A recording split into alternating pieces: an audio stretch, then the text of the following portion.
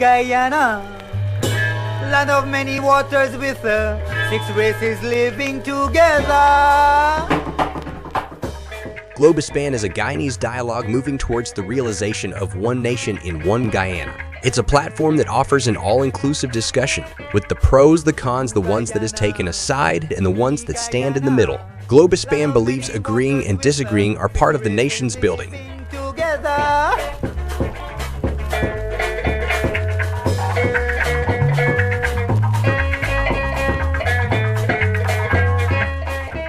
Globespan believes that every Guyanese voice is part of the nation's building. As we span the globe for voices from the diasporas and those living home, we stand on our commitment that we are all Guyanese working towards one nation in one Guyana.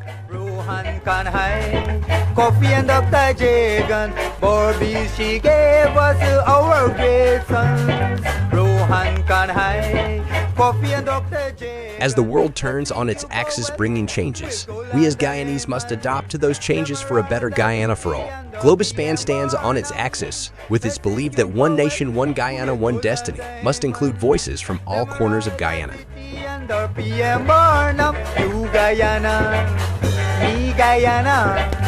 of many waters with 6 races living together.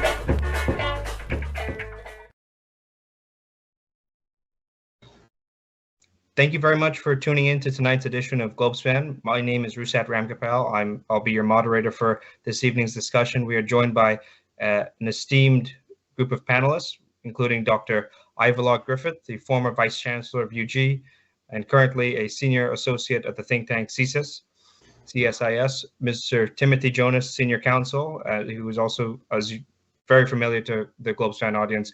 He's also the chair of ANUG, the party in Guyana, and also we are joined by Mr. G.H.K. Lall, an esteemed author in his own right. Thank you to our panelists for joining us tonight.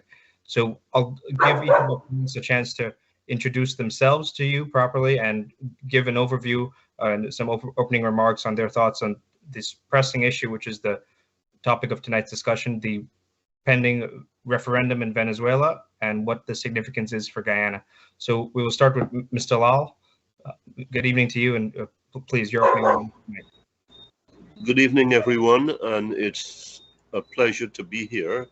Unfortunately, the circumstances do not look most momentous for Guyana. They look rather grim. Venezuela's referendum coming up on December 3rd. Before I go, I say happy Thanksgiving to my folks in the United States, as well as all people from the region, especially Guyanese. Now, we are here to talk about this referendum and what the implications, the significance for Guyana. And I do not see any silver lining here, given our relative strengths and given the aggressive and unrelenting attitudes and actions of our neighbors to the northwest. We are beyond a threat.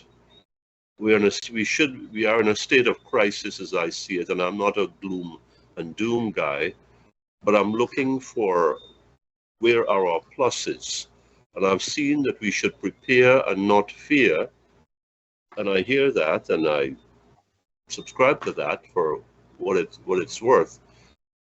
But I say given the passions and given the intensity of emotions across the border, this thing is not going to go away. And I think the referendum, which is all but a foregone conclusion, is going to give the impetus for whatever follows. And I really don't think that those in Caracas can stand down now, given they've escalated this matter to this level. The international community has been appealed to, and that is significant. I'm particularly perplexed, a little disappointed at the muted nature of the United States, who has to be a leader in this, but it's got its hands full elsewhere. And so perhaps things are happening back channel. I I think we're going to have a pretty good discussion here, and it's good for our fellow Guyanese in the diaspora to be aware of what we are facing now, right now, where we are in terms of our readiness or our mental states, and looking beyond December 3rd. Thank you. Thank you very much, Mr. Lall. Mr. Timothy Jonas, I'll give you a chance to give some opening remarks. Well, thanks for having me, Mr. Ramgopal. This is the third time that I've actually, in a public forum, discussed the Venezuela issue.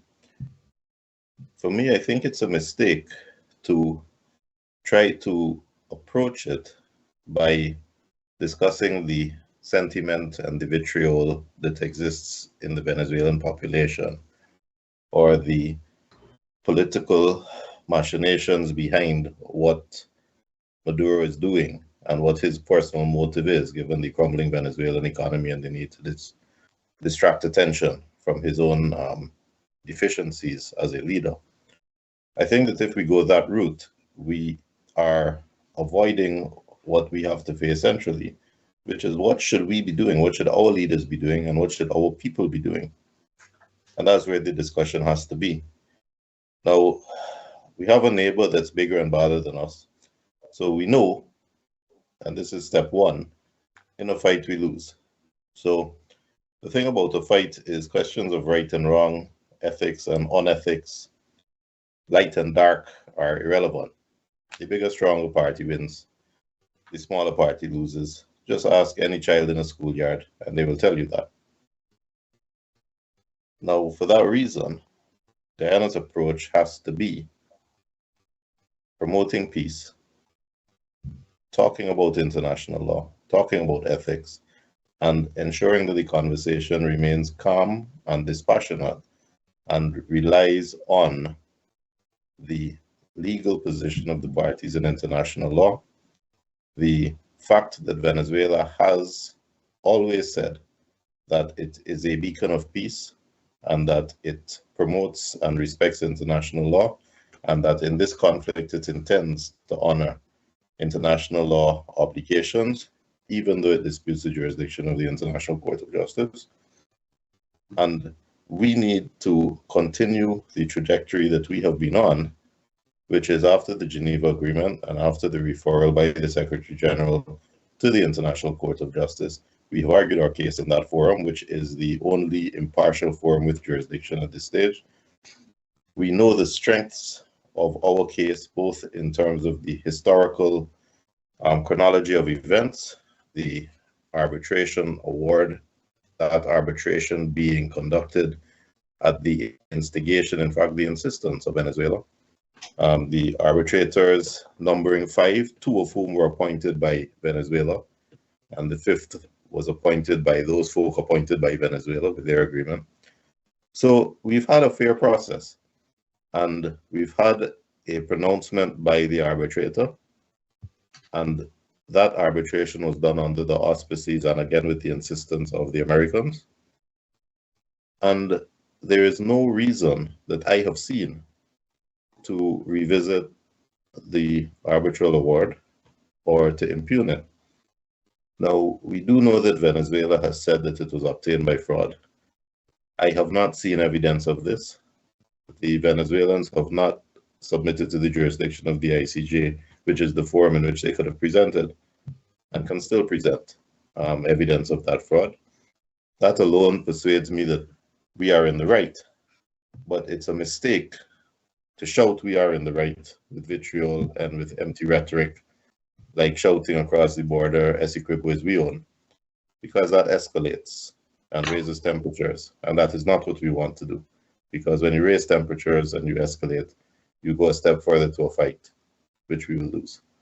So we have to be calm, we have to be dispassionate, and we have to conduct the conversation in that light, not trying to reflect on what the position is in the population and or leadership of Venezuela, but to concentrate on the legal, historical, and ethical position.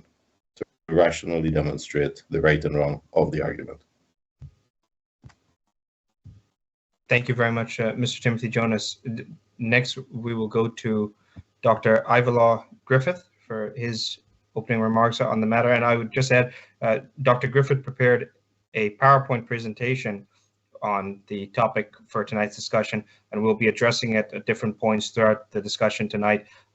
For example, Dr. Griffith, when you're speaking now, we'll pull up some of the statements that Venezuela has made recently, so our audience has a reminder of the type of rhetoric that's been going on. So, you know, Mr. Jonas and Mr. Lall were talking about the type of fiery rhetoric that Guyana is facing from Venezuela, the mindset. So we will use your very thought-out presentation to help in presenting that tonight to the audience. So thank you very much, Dr. Griffith. Please, your opening remarks. Wonderful, thank you. And let me begin by thanking you for the invitation to join the conversation with his distinguished colleagues. There's a Chinese saying, sometimes said to be a grand wish, sometimes offered as a curse. It goes, may you live in interesting times. Whether you interpret that saying as a wish or a curse, or the land of Guyana certainly is living in some interesting times. But I'd like to begin the conversation on things related to this saga by reminding listeners and viewers about what exactly we're living these interesting times in about. What exactly does this Essequibo? We all know it's a significant part of Guyana's 83,000 square miles. We all know it's west of the Essequibo, but what exactly is at stake with this Guyana's Essequibo? Let's remind ourselves that we're talking about 74% of our native land. Let's remind ourselves that we're talking about 61,600 square miles of our 83,000 square miles. Let's remind ourselves that the Essequibo encompasses 6 of Guyana's 10 regions. What are those regions, you may ask? Well, all of Region 1, all of Region 2. Parts of Region 3 and 7 and 8 and 9 is in this Essequibo. So we're not talking about a minuscule piece of land. Sometimes one is able to get a comparative perspective of a territory, whether a whole nation or part of a nation, by putting the comparison in a broader context. So let me share a couple of vignettes about a broader comparative geographic context. The Essequibo can accommodate Jamaica 14.5 times the entire country of Jamaica. The Essequibo could accommodate the country called Belgium 4 times. Israel can fit 8 times in the Essequibo.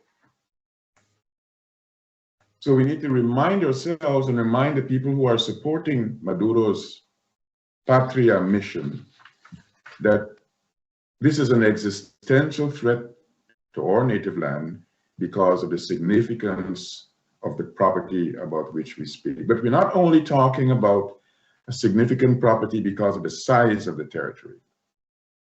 The significance, the importance, what's at stake is the lives and what are the lives and livelihoods of the people in the Essequibo, leaving aside people in the rest of the entire Guyana. And you may ask, Mr. Moderator, well, how many people are we talking about in this Essequibo? We're talking about 300,000 plus people living in that 61,600 square miles.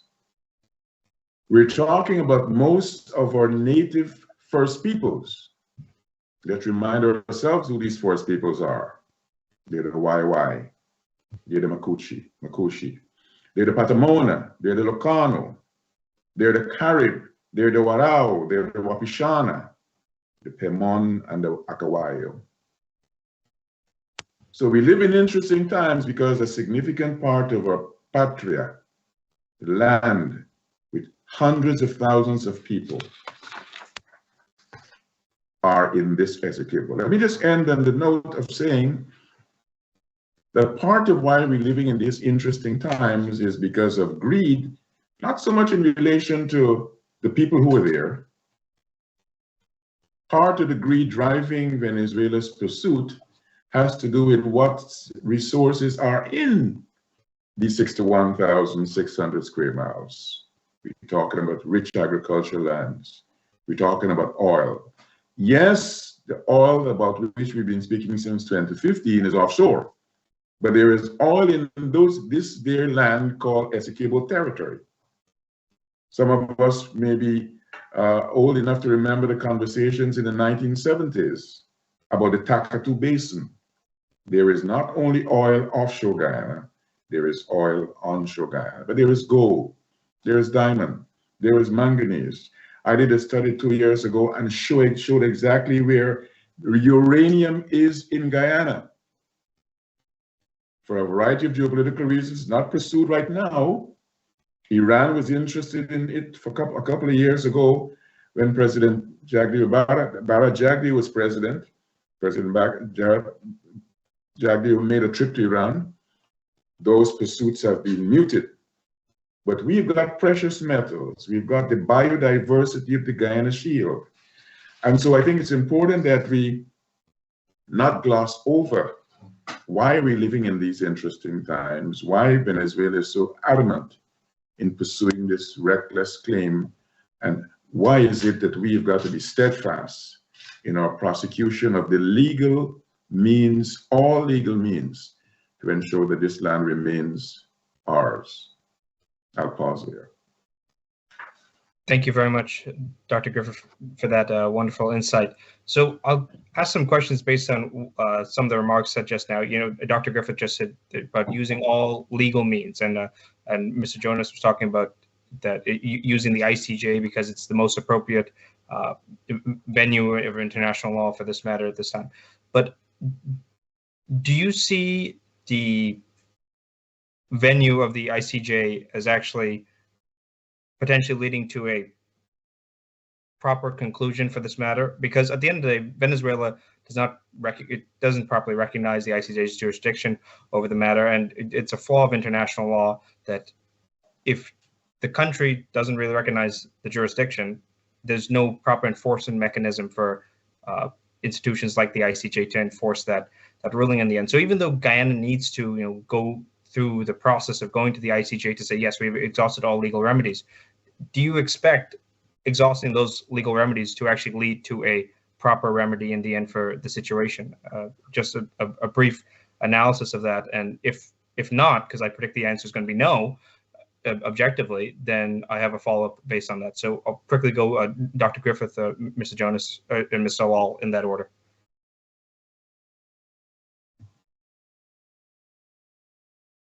The ICJ legal route is necessary but not sufficient. It's not sufficient because, as you rightly said, Venezuela has repudiated the jurisdiction. It's not sufficient because in any circumstance like this, and there have been countless cases, not the entirety of the scope of land Venezuela is claiming, where settlement happened by other means. So ultimately, the purview of what will be resolution possibilities, that purview has to extend beyond the legal. But before we go beyond the legal, I want to say that although there is the prospect that Venezuela may not accept the judgment of the court, and we're going to act as if the judgment in the court should be what we know it should be, affirming that 1899 arbitral award of Paris. There is in the architecture of the United Nations system provision for enforcement of ICJ judgment. The ICJ judgment in the case of Guyana, Venezuela, especially given what Venezuela has been doing recently with its intimidation efforts, makes it necessary for us to see the prospect of the boundaries being pushed in the military security domain. And the question becomes then, A, what organ of the United Nations has responsibility for peace and security? And B, what organ of the United Nations system has responsibility or jurisdiction for ensuring that ICJ judgments are honored? We're talking, therefore, about a prospect of having the United Nations Security Council, because the Security Council is an organ that has responsibility for ensuring worldwide peace and tranquility, and a repudiation of the kind about giving Venezuela's, even if only recent psychological warfare, recent jingoism, means that you're going to have the United Nations Security Council brought into the fore.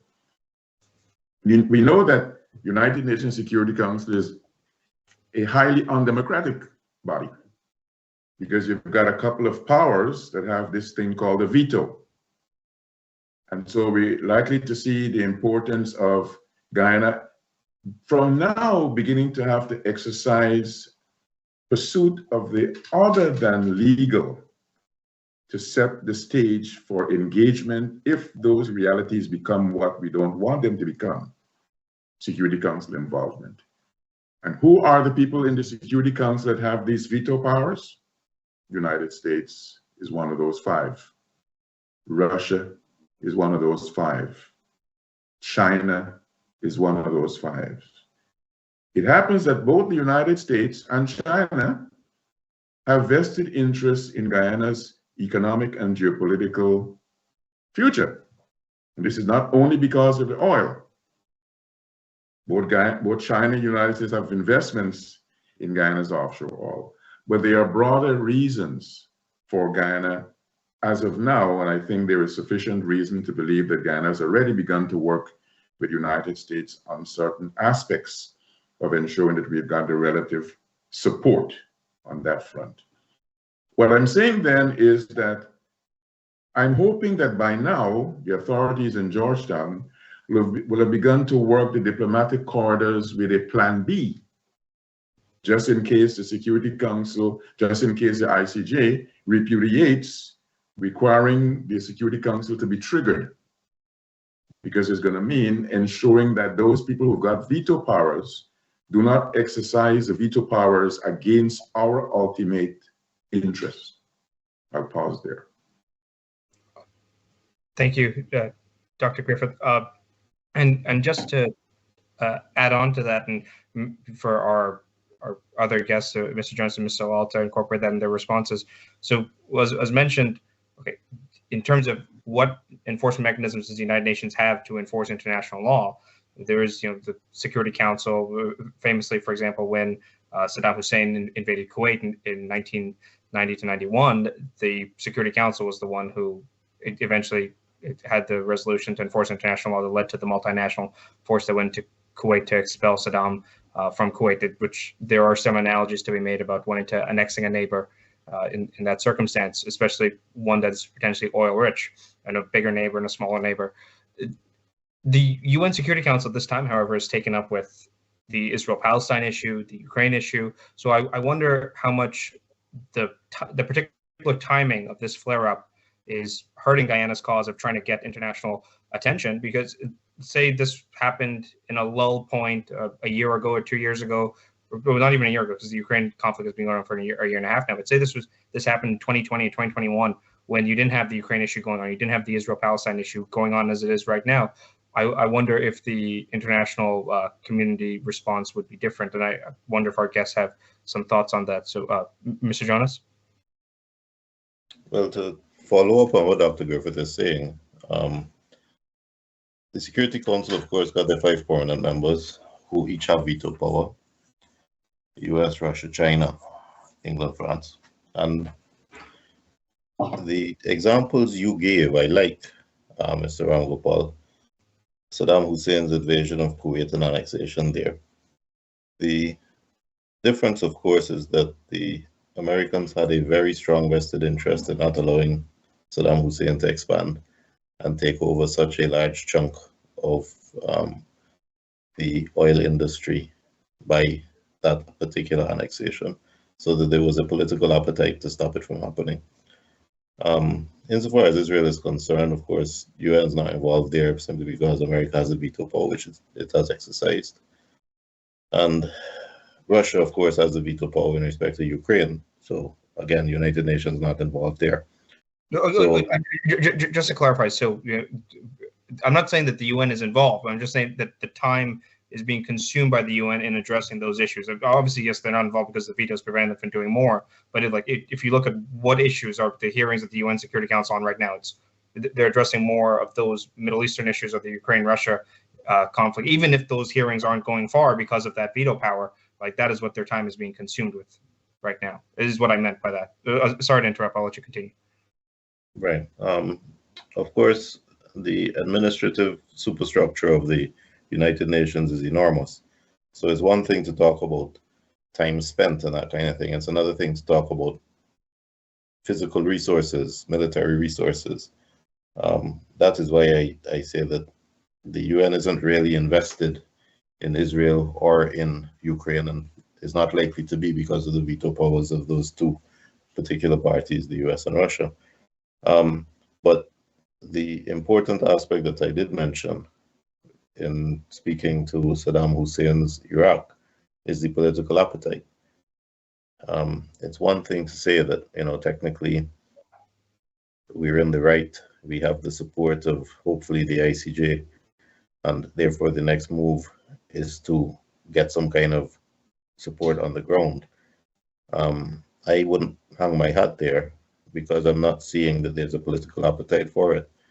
I've mentioned the fact that although the 1899 arbitration was done at the insistence of the American Congress approved the resolution that Britain should come to that arbitration and should be compelled to obey the arbitral award by any means necessary. They had been lobbied by Venezuela for 50 years to have that arbitration. And the same Americans who insisted on the arbitration, who facilitated it, they had a president who acted for the parties in the arbitration. They've been remarkably silent now. And I wonder where the consistency is and where the political appetite is. I must say, to his credit, President Ali has been very clear against all the local rhetoric before the Venezuela issue came up about renegotiating Exxon's contract and that kind of thing.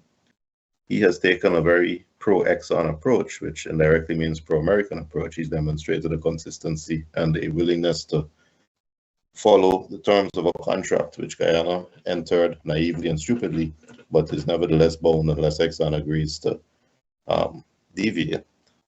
And I would have thought that that consistency by Guyana in terms of its policy would encourage a positive result from the US, especially in light of Venezuelans' recent action and recent ostracism in the international community.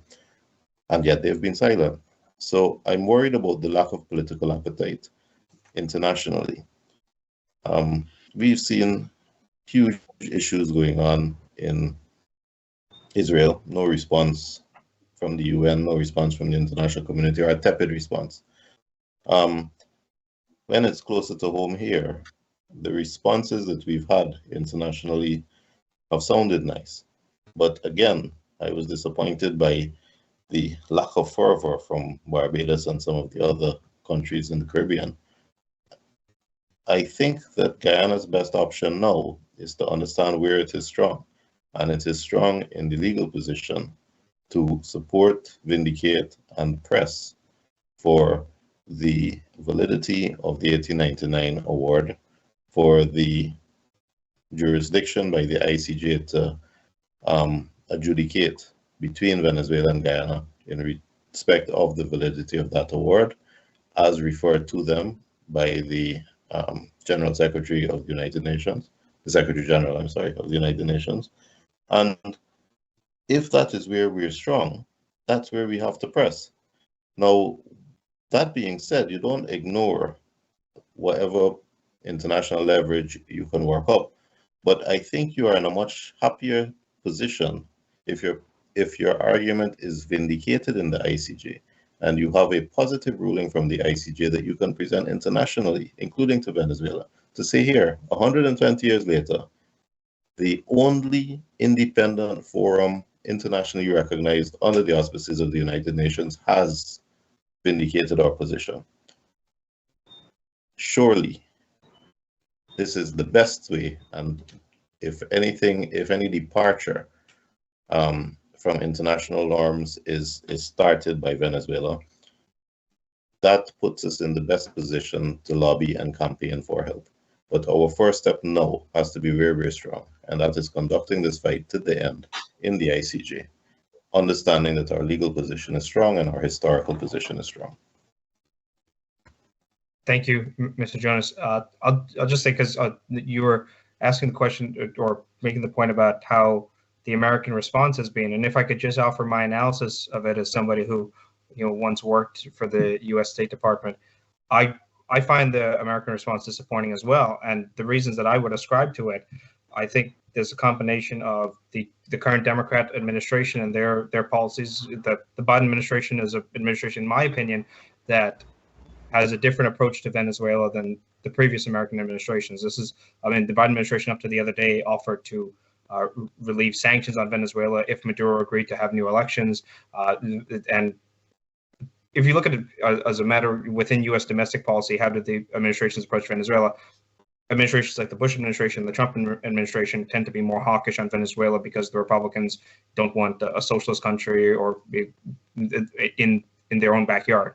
Whereas the Democrat administrations see more, okay, well, let's negotiate with Maduro. Let's see, okay, can we do this or that? And therefore, and even if you look at when the U.S. was promoting Juan Guaido as a potential alternative to Maduro, Juan Guaido was just like Maduro when it came to the Essequibo issue. He was no different than Maduro on the Essequibo issue. So I think that part of it has to do with the current administration. And on top of that, the administration is, in my opinion, distracted with other issues abroad, be it Ukraine, Taiwan, Israel, and if their priority is going to, if they're going to be focusing on a certain threat, they're not necessarily focused on the Guyana threat right now. I see some comments coming in a lot. We'll address some of those later, but I'll let Mr. Lall give his contribution to this part of the discussion right now.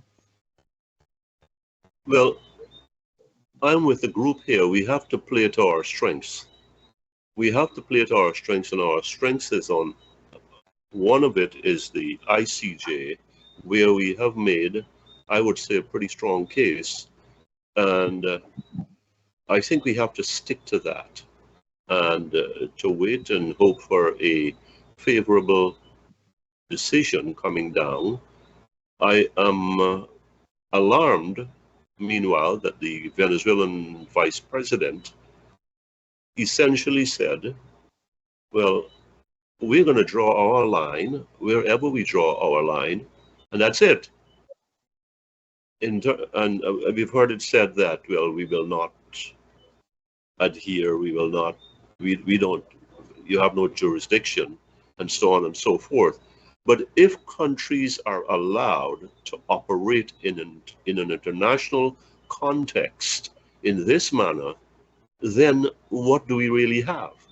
If we have the stronger Venezuela, 25 to 30 times our population, a military that is bigger than our adult population, then, and obviously the ordinances that go along with that, then we're going to have a sort of military Darwinism at play here across the globe.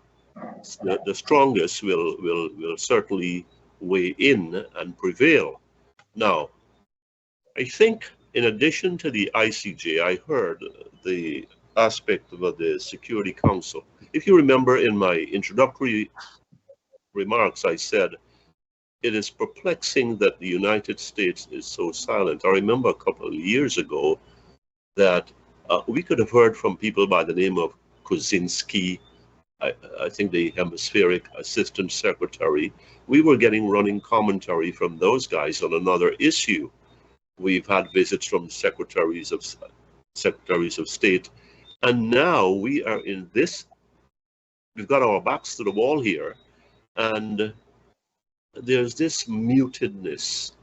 Yes, I said at the beginning their hands are full, which we've heard that again repeated here.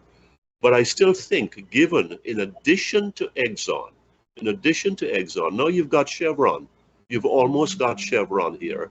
So in terms of vested interests, America has a lot here, and we have got to cultivate that, I think, behind the scenes a bit more assiduously, if not aggressively. Going back to the Security Council, I'm concerned about that, because in the 5-member group, all it takes is one veto. And here's this, we've got the US. Where is it really? I am counting on the US, Great Britain, and France, 3 out of the 5.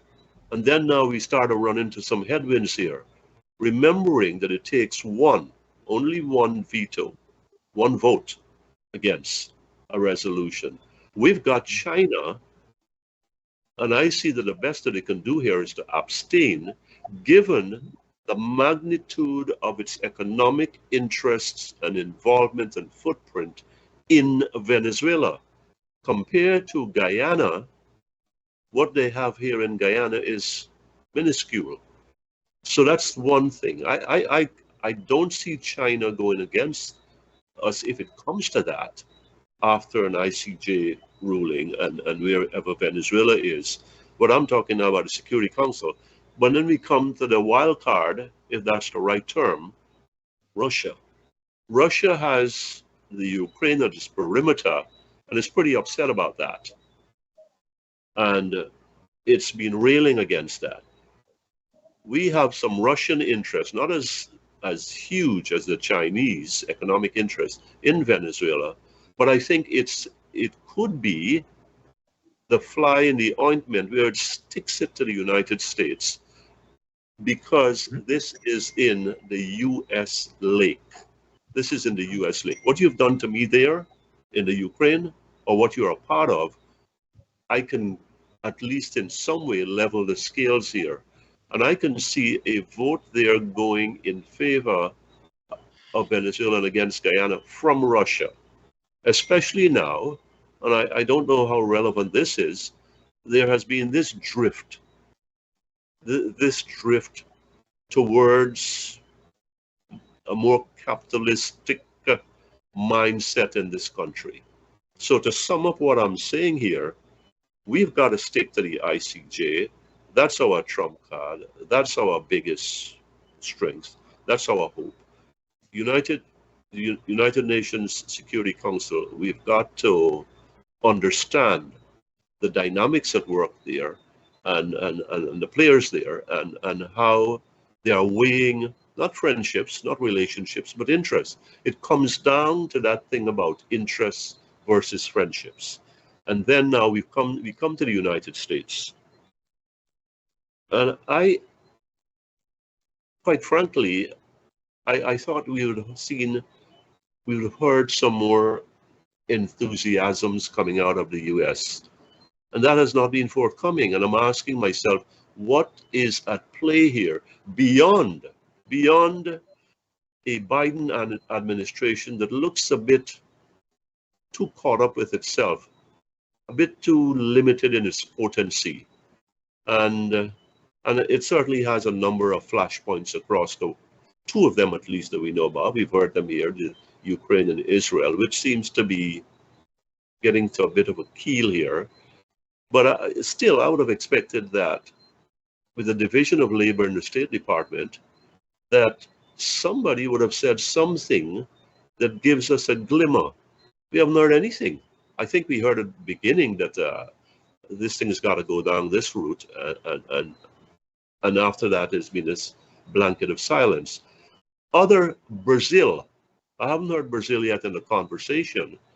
And yes, it must be, everybody's saying the right things here in the customary diplomatic language. Peaceful resolution and zone of peace, and we need that in the region, etc. I see Brazil, it's certainly the powerhouse around here. It has got to, it wants this place to be calm, this region to be calm. That's good. That should be meaningful to us, helpful to us. I moved to CARICOM, nurturing our assets. CARICOM is a disappointment. And looking ahead, I want to know, given how it came out in this Guyana-Venezuela issue, what durability it's got left beyond that. But that's another issue. The thing right now, how much can we look upon CARICOM for genuine support, to know that you've got my back?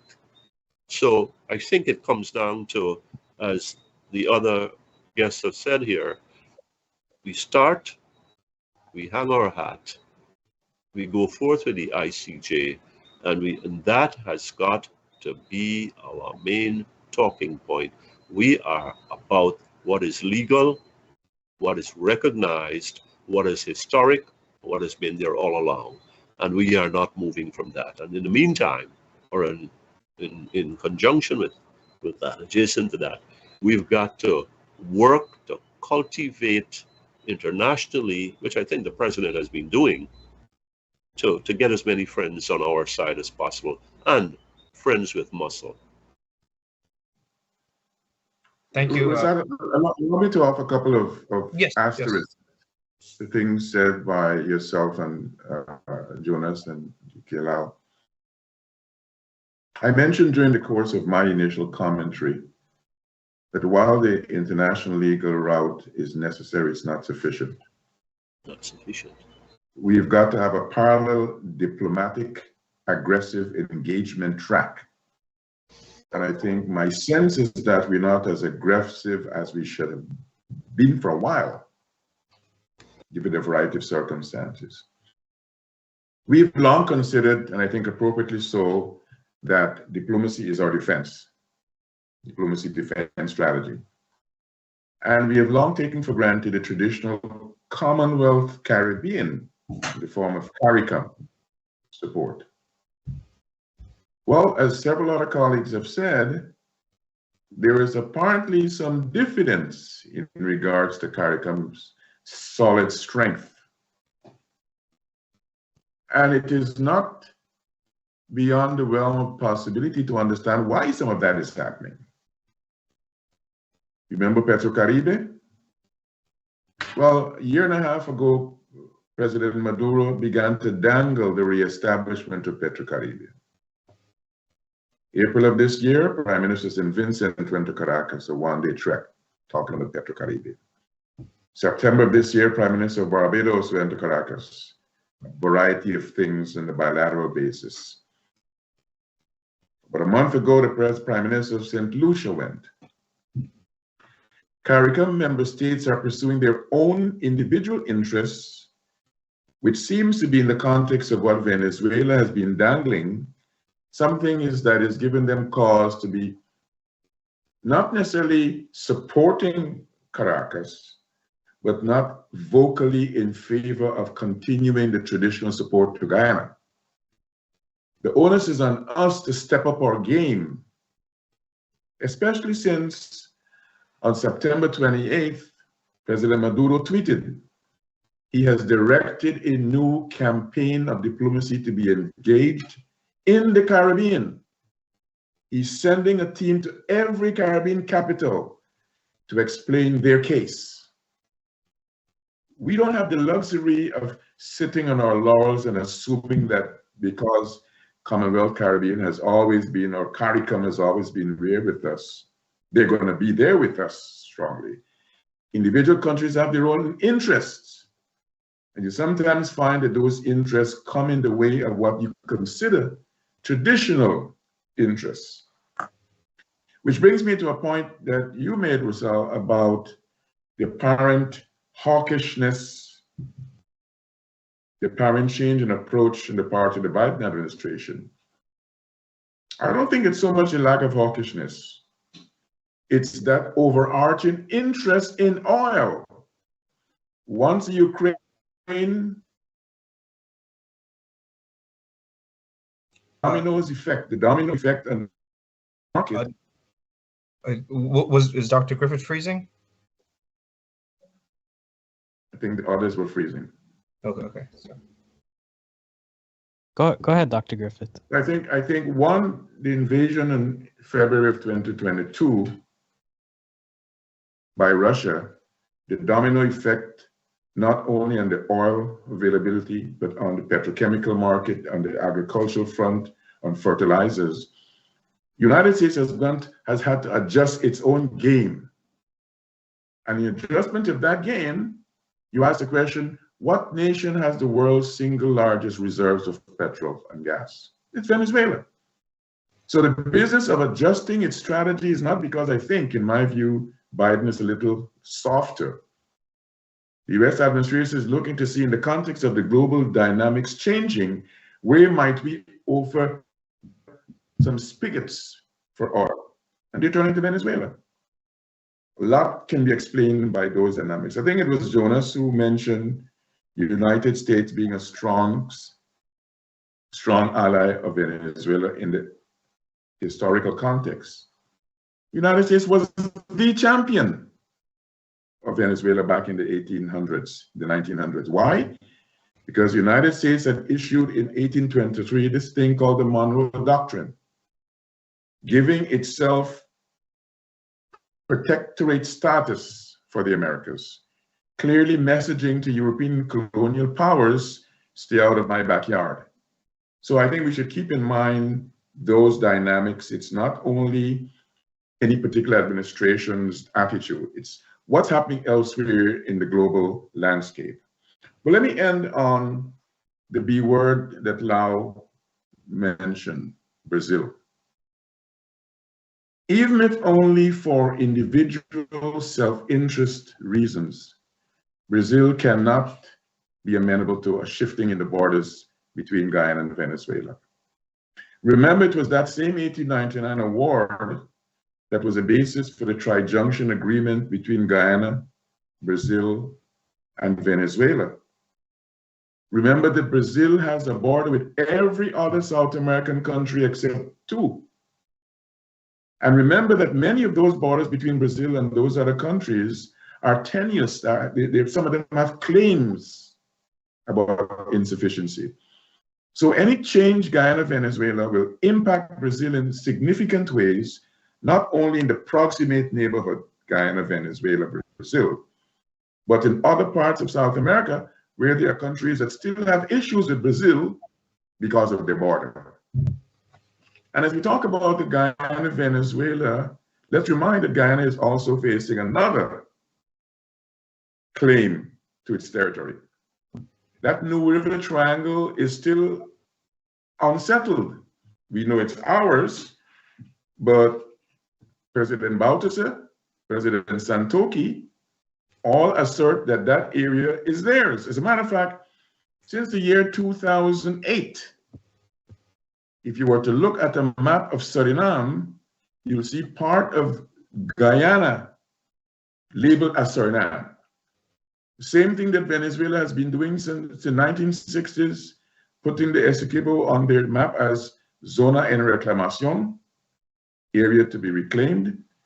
As of 2008, Suriname has had that New River Triangle as part of their territory.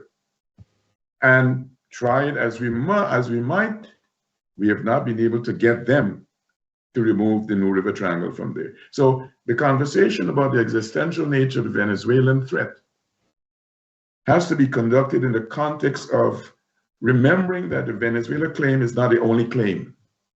So all the more reason we've got to be assiduous in pursuing all tracks. The diplomatic track has got to be pursued. The legal track has got to be pursued. And we've got to go, in terms of the diplomatic track, to areas of direct interest to Venezuela outside the territorial controversy. I did a 3-part series not too long ago, and I said, for example, Venezuela wants to get into BRICS. Why aren't we having a conversation with those BRICS members? Why are we enabling them to understand the nature of the claim, the injustice of the pursuit? Venezuela would have you forget that between 1899 and 1962, they completely accepted. They would have you forget that they gave an award, a national award, to a guy called Severo Maleprevo, who was one of their lawyers back in 1897, 99. They gave him an award. Why?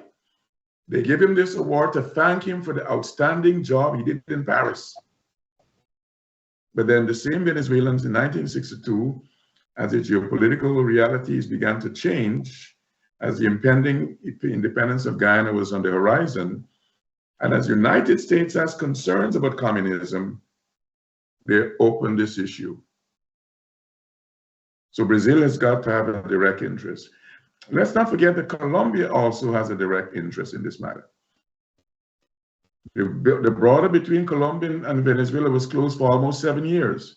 They've had long-standing territorial and political disputes, separate and apart from the gangs.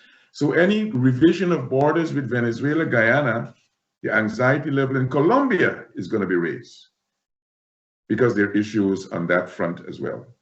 What I'm saying then, colleagues, is that the geopolitical dominoes are multiple, not only in relation to the South American continent, but on a global level, given who are part of the Security Council, given the interest that people have, even if they're not part of the Security Council. They're investors from a variety of non-European countries, a number of Asian countries in both Guyana and in Venezuela. Those countries have got to have interests and anxieties about their investment and about the instability that might occur, that will occur, if there is any annexation of Guyana, of Guyana's executable territory. Thank you to Dr. Griffith for that.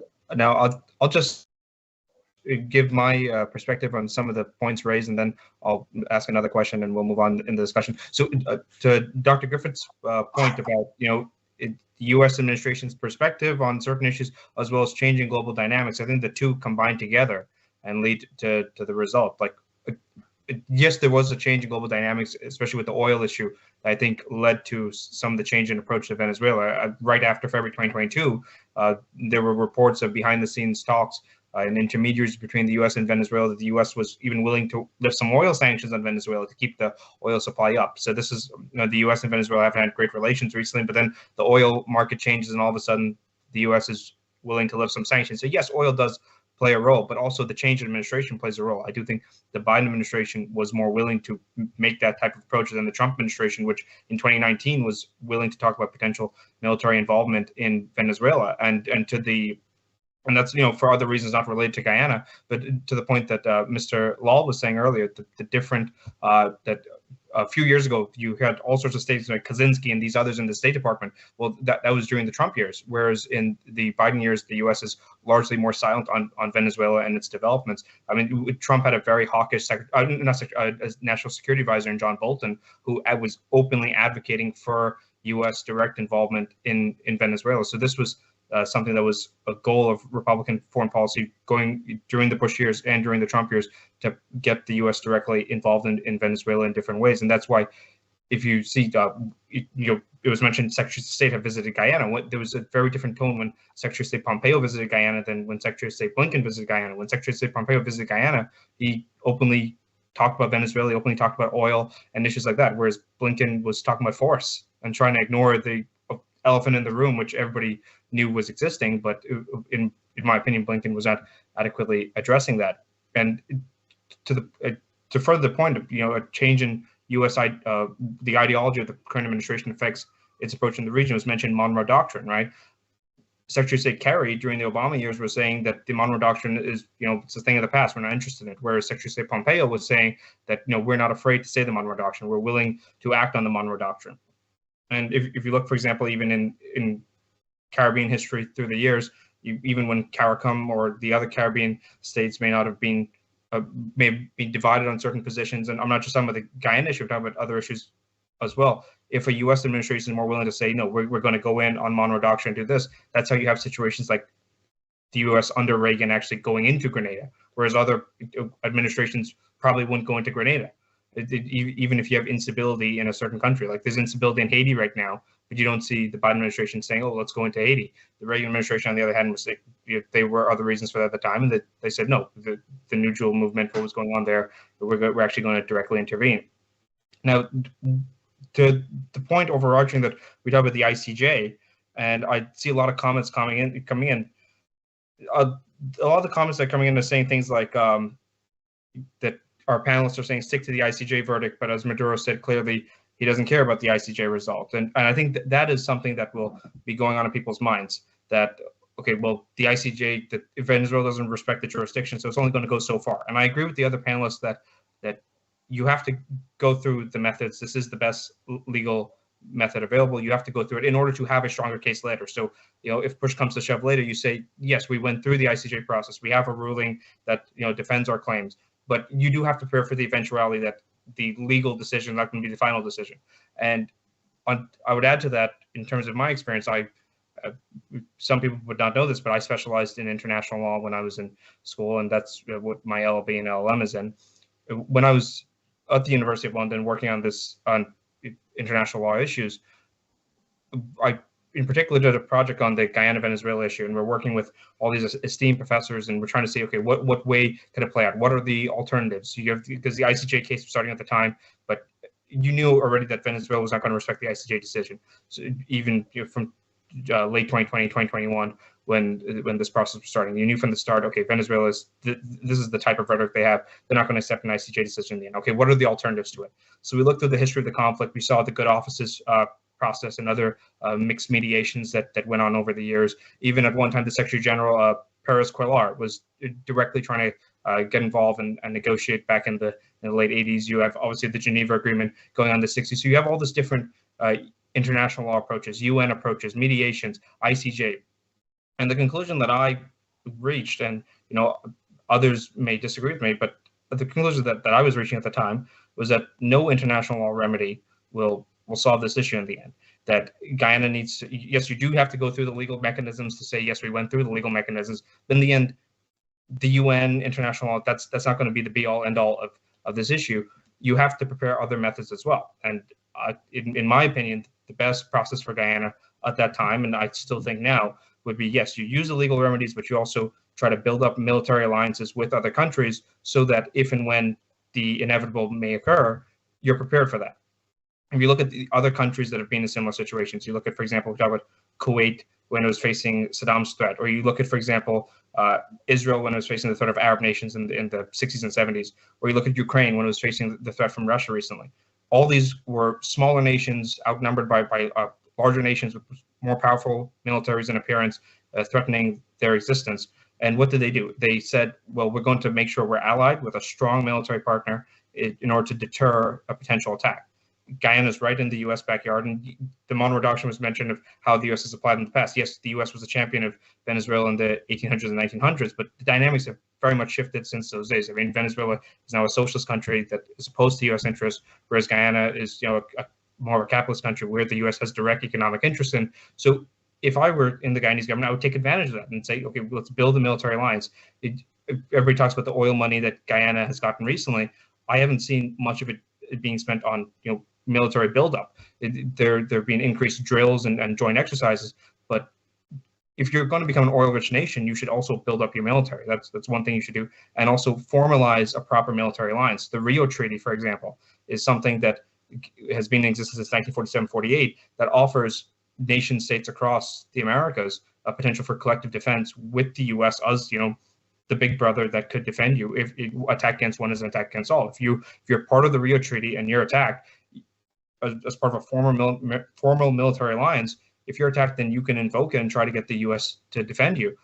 Guyana did not join it during the Cold War era for various reasons and did not join it since. That's something that if I was in the Guyanese government, I would look at joining, having a formal, proper military alliance. Because if you look at all these situations, it's Mr. Jonas and others mentioned earlier, you're a small country with a big neighbor, with a much more powerful military. The only thing that could really change that dynamic is to have a proper formal military alliance with one of the major world powers to deter such an attack, because the ICJ is not going to save you in the end from a situation like that. So, those are some of my thoughts on the issues. I know there might be a lot of disagreement on some of those, and there may be some agreement on that. So I'll let you guys respond to some of those thoughts. Dr. Griffith? Well, I certainly agree with you that no nation, particularly one as small and vulnerable as Guyana, can put all its eggs in one basket, which is partly why I said The international legal route is necessary, but it's not sufficient. I did a study a couple of years ago for the Center for Strategic and International Studies, and I said that Guyana has 3 imperatives that it's necessary to pursue. The legal diplomatic imperative, in the context of defense diplomacy, that's being pursued. In some respects, I'm disappointed that the pursuit is not more aggressive, but I can understand a government feeling a multiplicity of challenges. There is what I call a security investment imperative. No, Guyana is never going to be able to match the military strength, the assets of Venezuela. But there is a clear and present necessity, not only because of the territorial challenges in the Western Front and the Eastern Front, but I argue there, Guyana still has some non-traditional security challenges. The drugs issue, the crime issue are still there. Now that all is there, we're likely to see a spike in cyber crime. The security investment imperative is there, and that security investment imperative must not only be unilateral Guyana building up its military. It must be cultivating and joining alliances. I was pleased to see, for example, that last year Guyana joined the regional security system. Yes, you may say that the RSS countries are minuscule, some of them even smaller than Guyana's military capabilities. Some of them have no army. But in the context of the RSS, there is an Article 4 provision of an attack against one, again being an attack against all, that obligates the member states not only to exercise their military assets, but their political and other assets. And so in the context of any possible annexation, Article 4 of the RSS Treaty will be triggered, obligating the other 8 members of the RSS to come to Guyana's diplomatic and military support. But I think it's also important that, and I said this, that the third imperative is a public diplomacy. You know, the first time I went to Caracas was in 1981. You might remember that in 1970, Prime Minister of Trinidad, the late Eric Williams, was able to negotiate a 12-year cooling off period between Guyana and Venezuela. It's called the Protocol of Port of Spain. Said, let's take 12 years, cool off, don't push this issue of who owns what, and let's just try to. And let's come back in 12 years and say, do we want to renew it for 12 years? Or do we want to exercise other options in the context of the Geneva Agreement of 1966? I went to Caracas and I was astounded by one of the things that struck me. And I've been to Caracas ever since then. The entire nation is captured in a patria sentiment. The national anthem is always played. You go to their maps, you go to their school books, you go to their public discourse. It's about patria, it's about zona en reclamación, it's about, they have had a constant and consistent public education of their cause. We have not done similarly. We've had episodic pursuits of this public education. We've had songs, Dave Martin's is quite good. But we have not only not had that consistent public education, but we've not done it consistently outside of Georgetown. Those 6 regions that are involved in the Essequibo, they should be in the forefront of a public education campaign of the citizens there, for them to understand what's at stake. Yes, English is our official language, but those 9 indigenous peoples have their own languages, and I say, have the education campaign in those languages also. There was a point of pride that I enjoyed in, I think it was 2018, when on a visit to Lethem, I heard for the first time the Pledge of Guyana and the National Anthem of Guyana rendered in Wapichana language, not in English. they're proud about their indigenous languages. Why not have the conversation about what's at stake for them in their languages? So for me, there is this public education, public diplomacy imperative.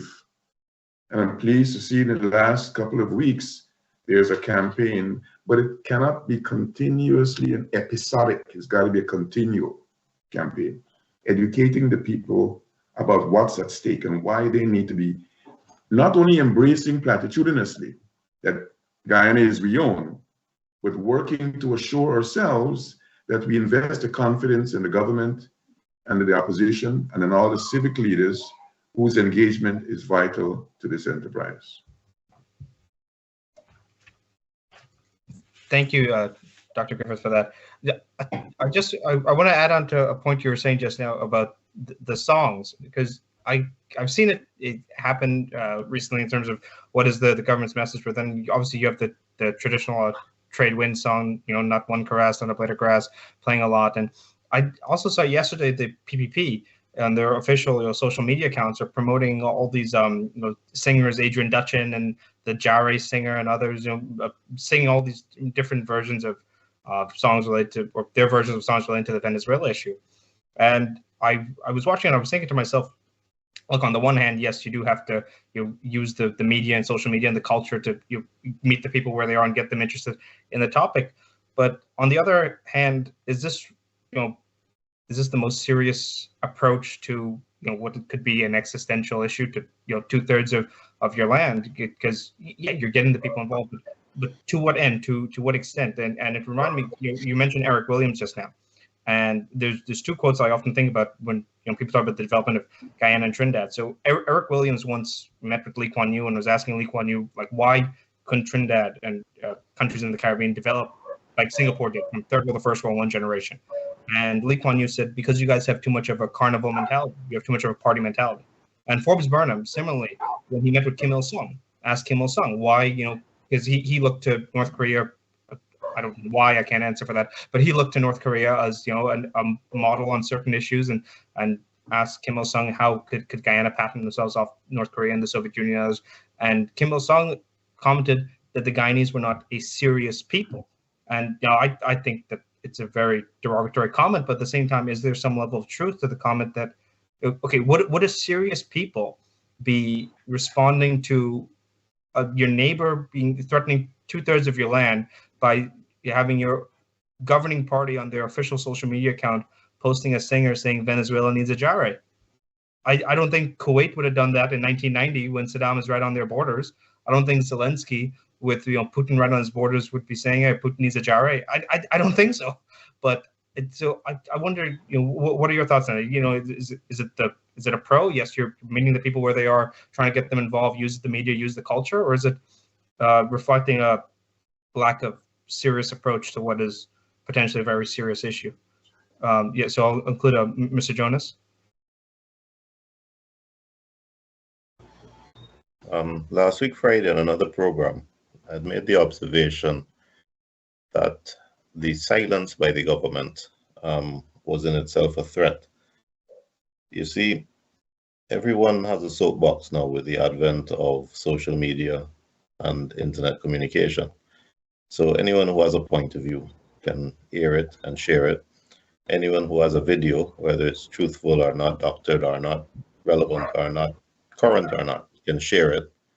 And therefore it's easy in the vacuum of news to create hysteria and create misinformation. And I had made the point that the government needed to answer that. It was too late for them to anticipate it, but they needed to answer that by filling the vacuum with real information and calming and accurate information, so that any Guyanese who felt worried, who felt alarmed, who was confronted with some video showing 10,000 Spanish-speaking soldiers marching up a boulevard, could access information by our government that they know is reliable to understand what's going on and to be up to date. Since then, in the last week, I've seen a complete turnaround by the government. And as you say, there are a lot of campaigns, a lot of noise being made. a couple of them are good. For example, I see that there's going to be an outreach and a talk at the Bishop's High School. But as you say, a lot of the dissemination of information is flippant. It's at such a superficial level that I actually think it's more harmful than productive. The cliche "Esikribo is we on" is a non-statement.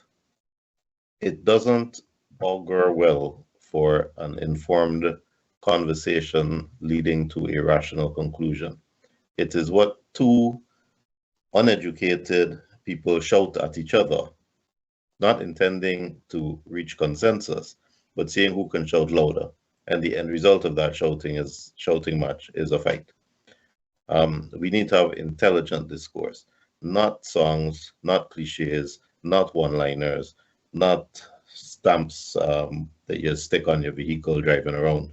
That doesn't encourage an intelligent conversation, and we need to equip every Guyanese to be able to discuss this thing with a modicum of intelligence and understanding of the historical analysis of the picture. We cannot be shouting over the border at Venezuelans. You see, here's the thing, and this is what so many people don't get. At the end of the day, every citizen is a sheep. We're all shepherded. And the information that's made available to us is information that the leaders wish to be made available to us. It's propaganda. So the people in Venezuela aren't wrong or harmful or evil. They have been indoctrinated by propaganda, which is erroneous, but they genuinely and with good faith and good intentions think they are in the right. For that reason, they will shout over the border equally viscerally and equally angrily as we are shouting over the border at them. And that is why that's not helpful. So a lot of what I'm seeing, a lot of this rhetoric, and as you say, the superficial foolishness, I see things about children holding hands in the map of Guyana and the shape of the map of Guyana, that kind of cringeworthy nonsense that is now being spouted as some kind of government policy. That's exactly what we don't need. We need intelligent discourse.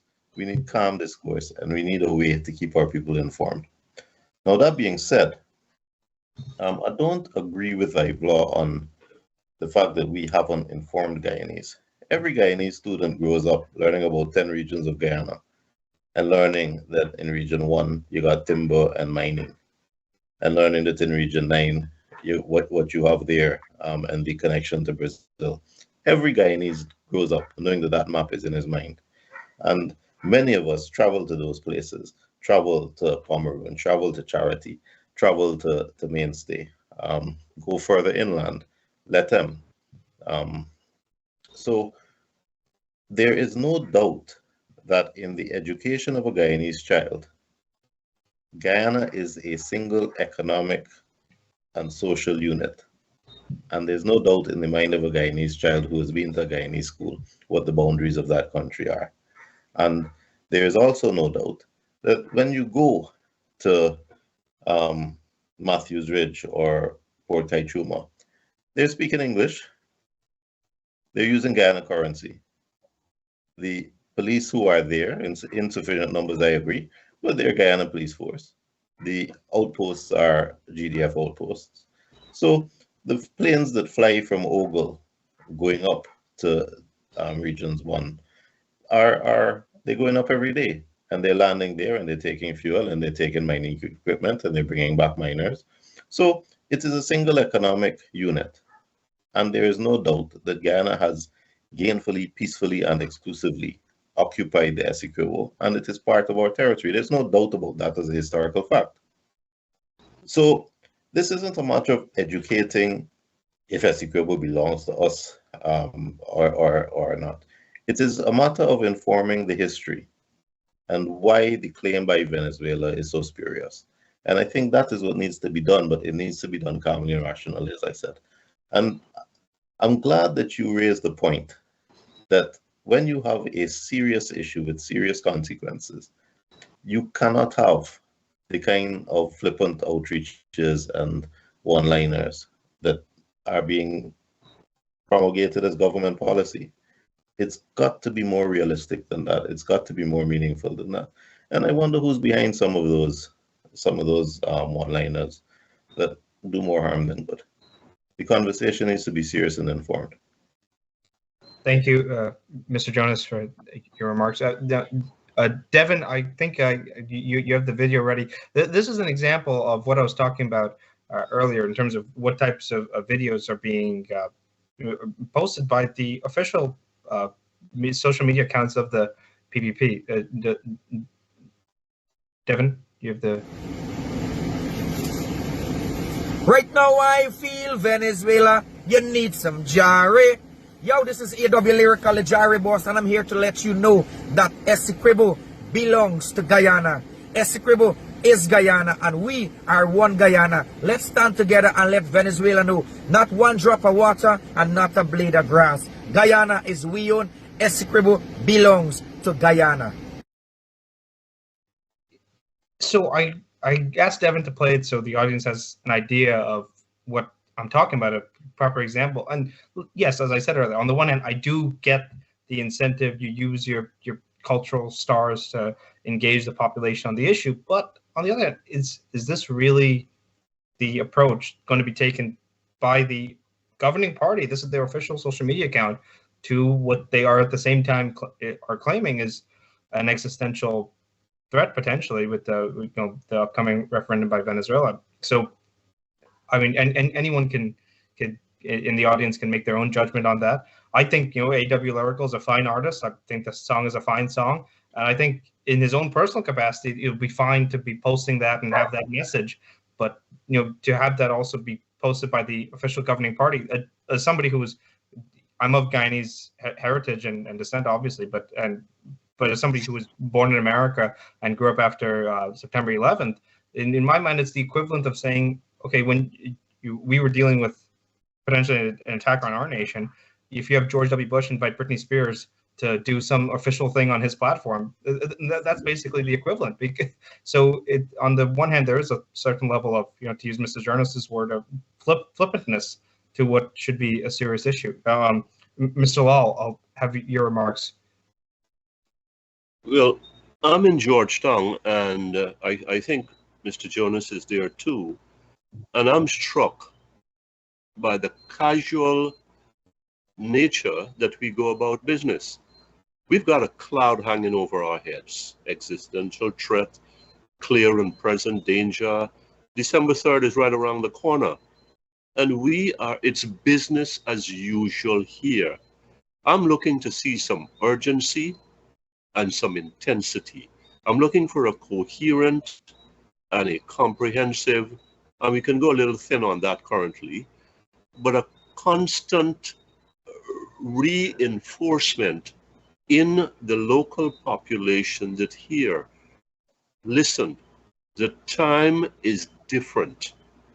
We have got a situation here that can upend us.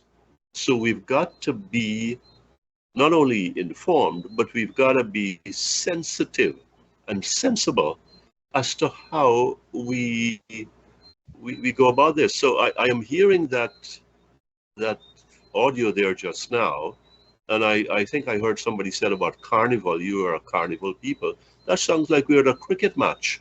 This is not a game. This is the real deal here. We're looking at the Venezuelan side being whipped up into a frenzy on a consistent basis, and the masses are being cultivated, indoctrinated. Where is some kind of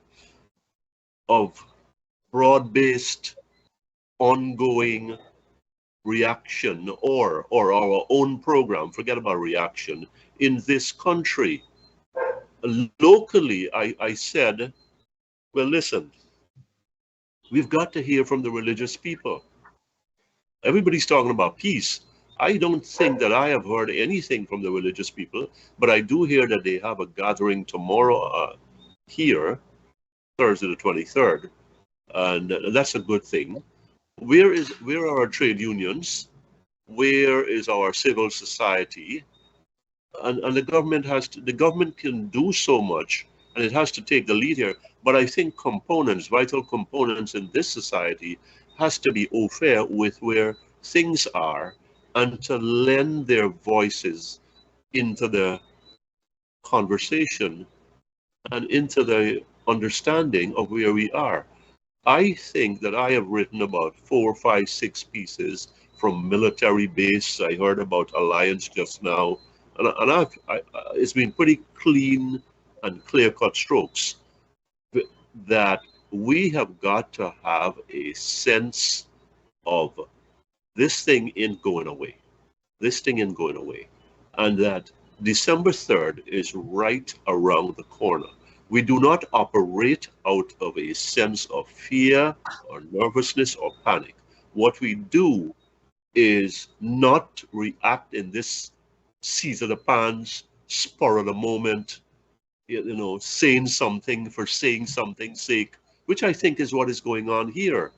It's just kind of jumbled and haphazard, and whoever want to be jingoistic, and quite frankly, and I feel a little bad about saying we're making ourselves look rather foolish here in one another's eyes. We've got to be frank here. And I can imagine the reaction across the border. We have to do better, and we have to do so now.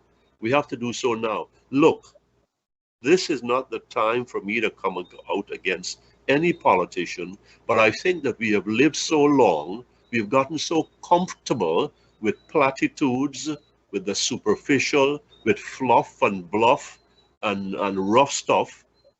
And I think this should not be eluding anybody, that we feel that this is what will carry the day here. We've got to be deep here, folks. We've got to be profound, and at the same time, we've got to keep this thing simple. We are under threat. This threat is now. We are short-handed.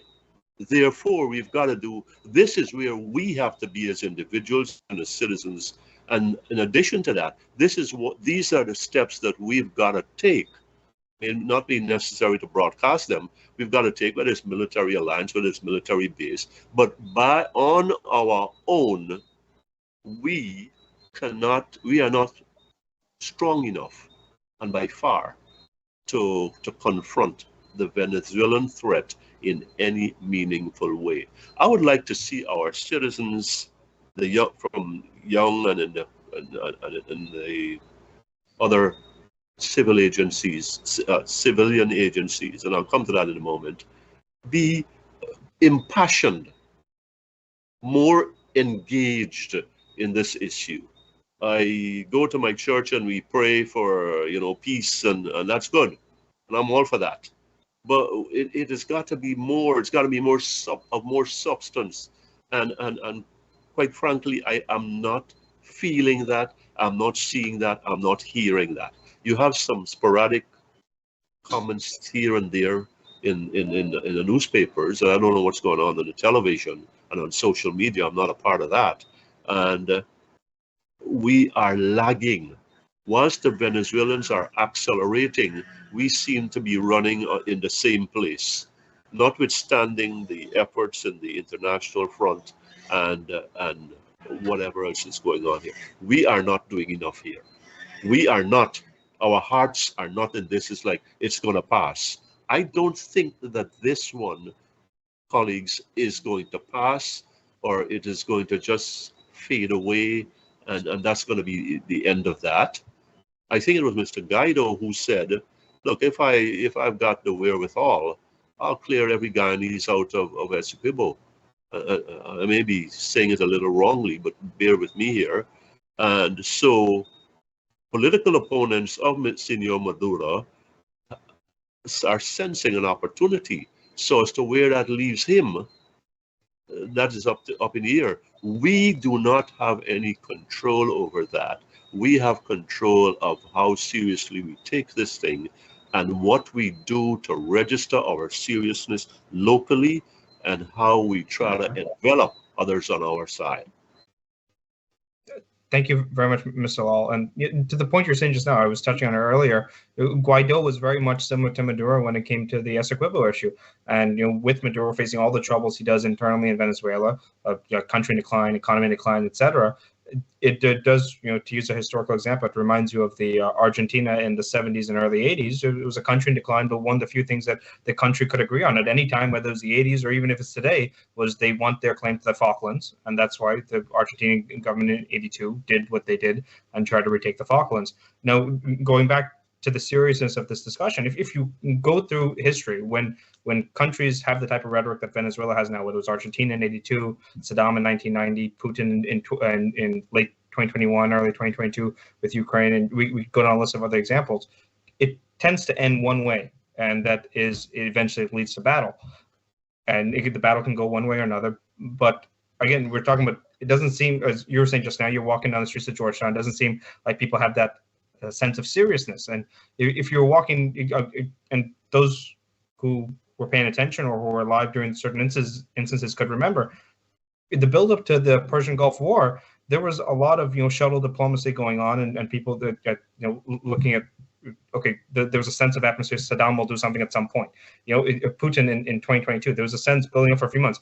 He's building up troops. He's going to do something at some point. Putin was also doing the same talk about referendums in the Donbass and having them try to vote to join Russia.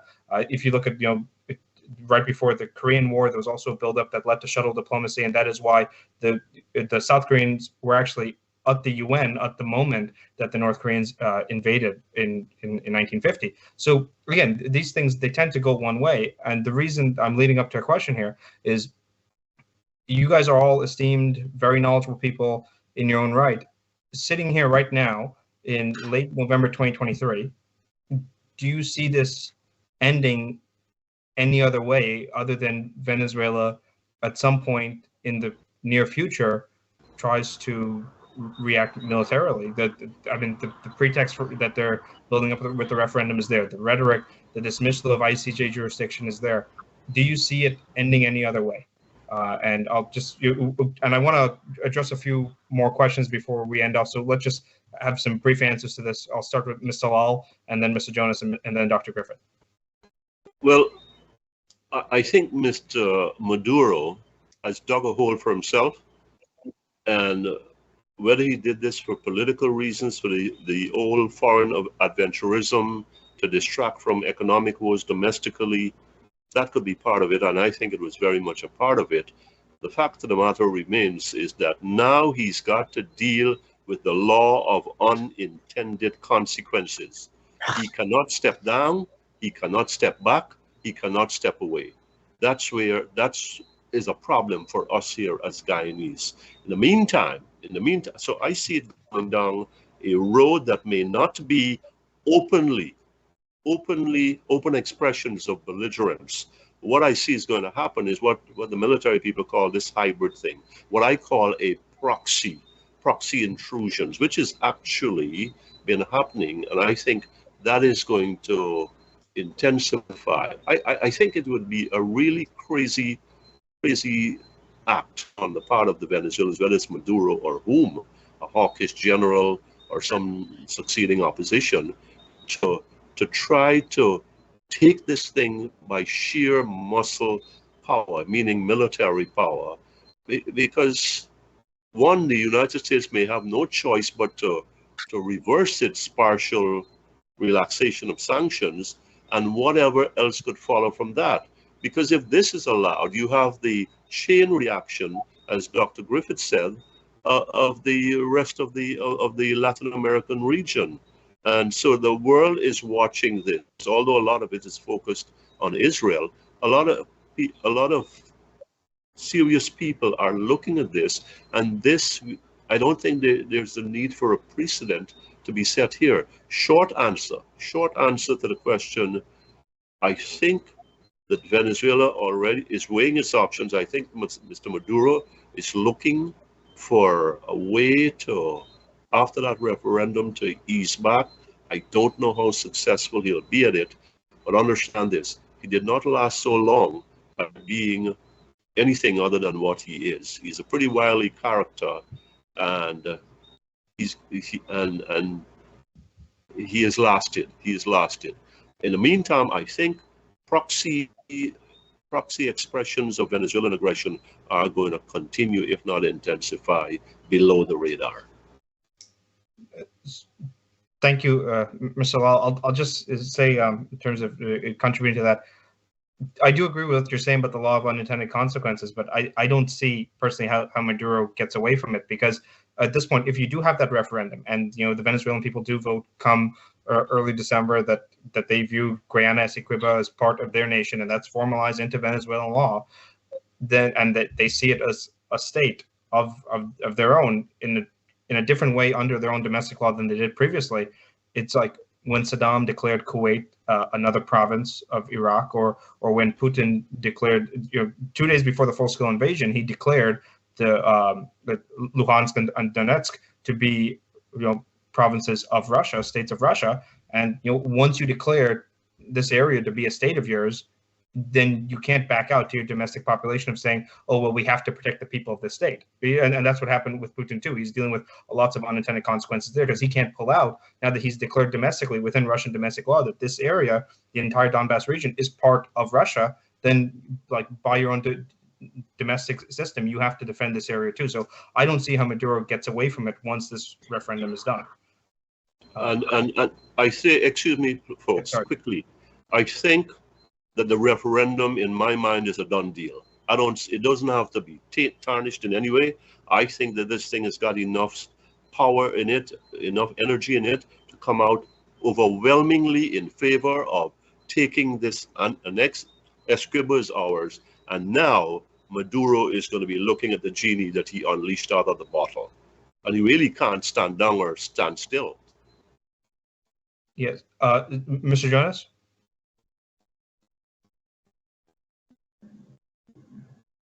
Again, I'm very cautious about fear-mongering. There's no doubt of the gravity of the situation we're in, but we also have to consider how we respond and where our discussion takes us.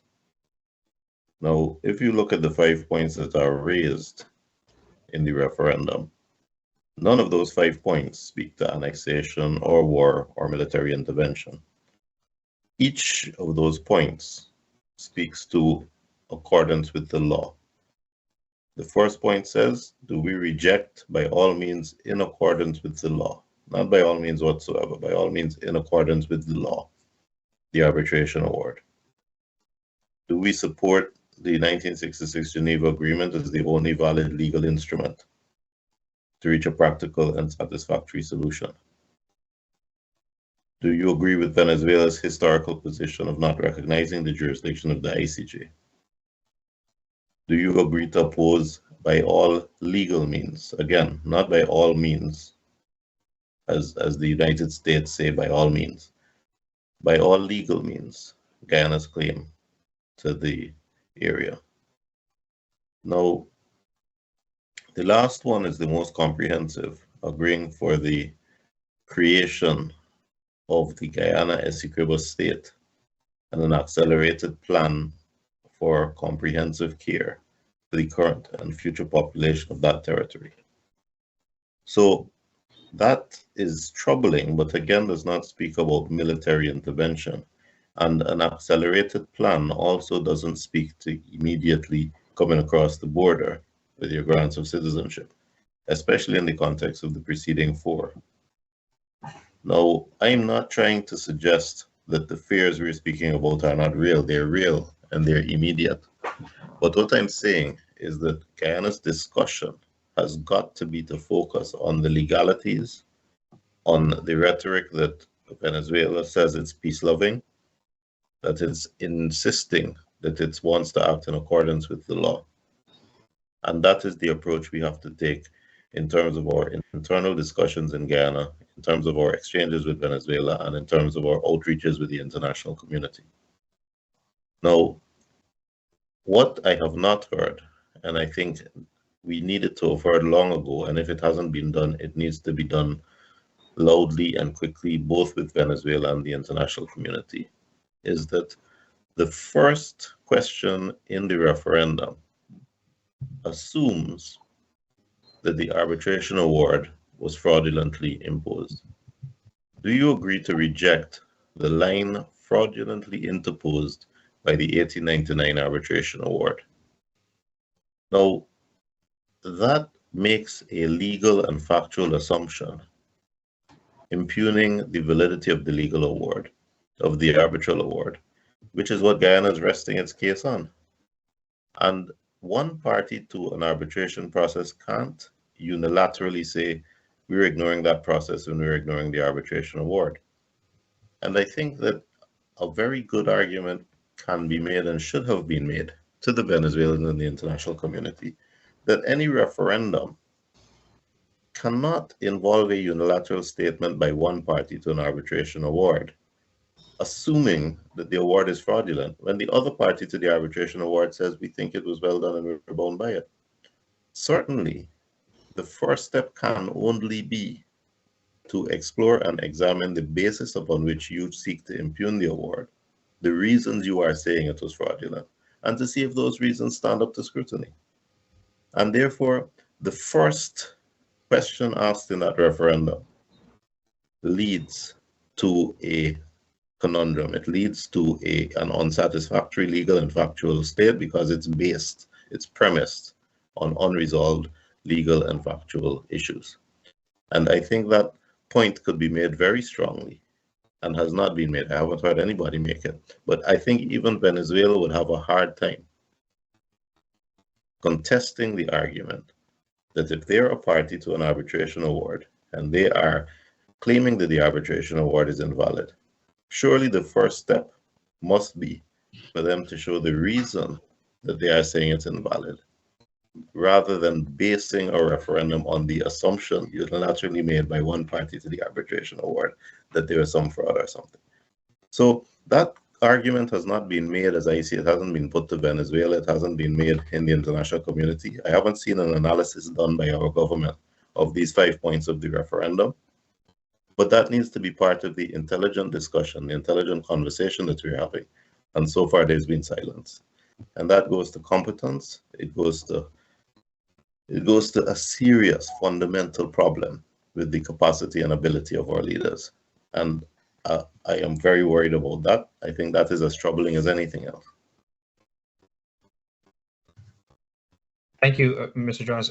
I would just add that that yes, Venezuela has that wording in their referendum, but I would contend even if they do have wordings to sugarcoat it and say in accordance with the law and things like that, you could look at Russia's wording of their documents on February 21st, 2022, 2 days before they went into Ukraine. It was all sugarcoated with the exact same language about respecting international law and in accordance with the UN Charter and in their own disagreements of 1994 agreements and the 1917 laws made after the Russian Revolution. So yes, each country will put in those wordings to give themselves a cover and say, oh, well, our referendum said that it was in accordance with the law, or our this declaration or that declaration was made with this particular wording. But I don't think that wording is worth a grain of salt, to be quite exact, when we're dealing with these types of issues. If you look at the track record of how Russia dealt with it or Iraq dealt with it in 1990 when Saddam went to Kuwait, it fits a certain pattern. Yes, they will say all the nice fairy language, but at the end of the day, their intentions, in my opinion, are clear, regardless of how they particularly word their referendum. And what is your proposed course of action, given the conclusion that you've just drawn, which no one disagreed with? I think everyone has supported it, but what is your course of action? As I said earlier, my course of action would be recognizing that if the military threat is likely, seek a formal military alliance with the United States, which is the big military power in the region, and have a collective defense agreement under the Rio Treaty. That would be my course of action if I were in charge of Let me answer that by saying that it is impossible in a democracy or any government who doesn't have a stake, who doesn't really care one way or another, who can negotiate with either party and benefit from either party, to tell mothers and fathers that they will be sending their sons into battle and their daughters into battle to potentially lose lives when the stakes aren't high enough. There needs to be a political appetite. And it is easy to say, let's go and find some military alliance with a big brother to help us.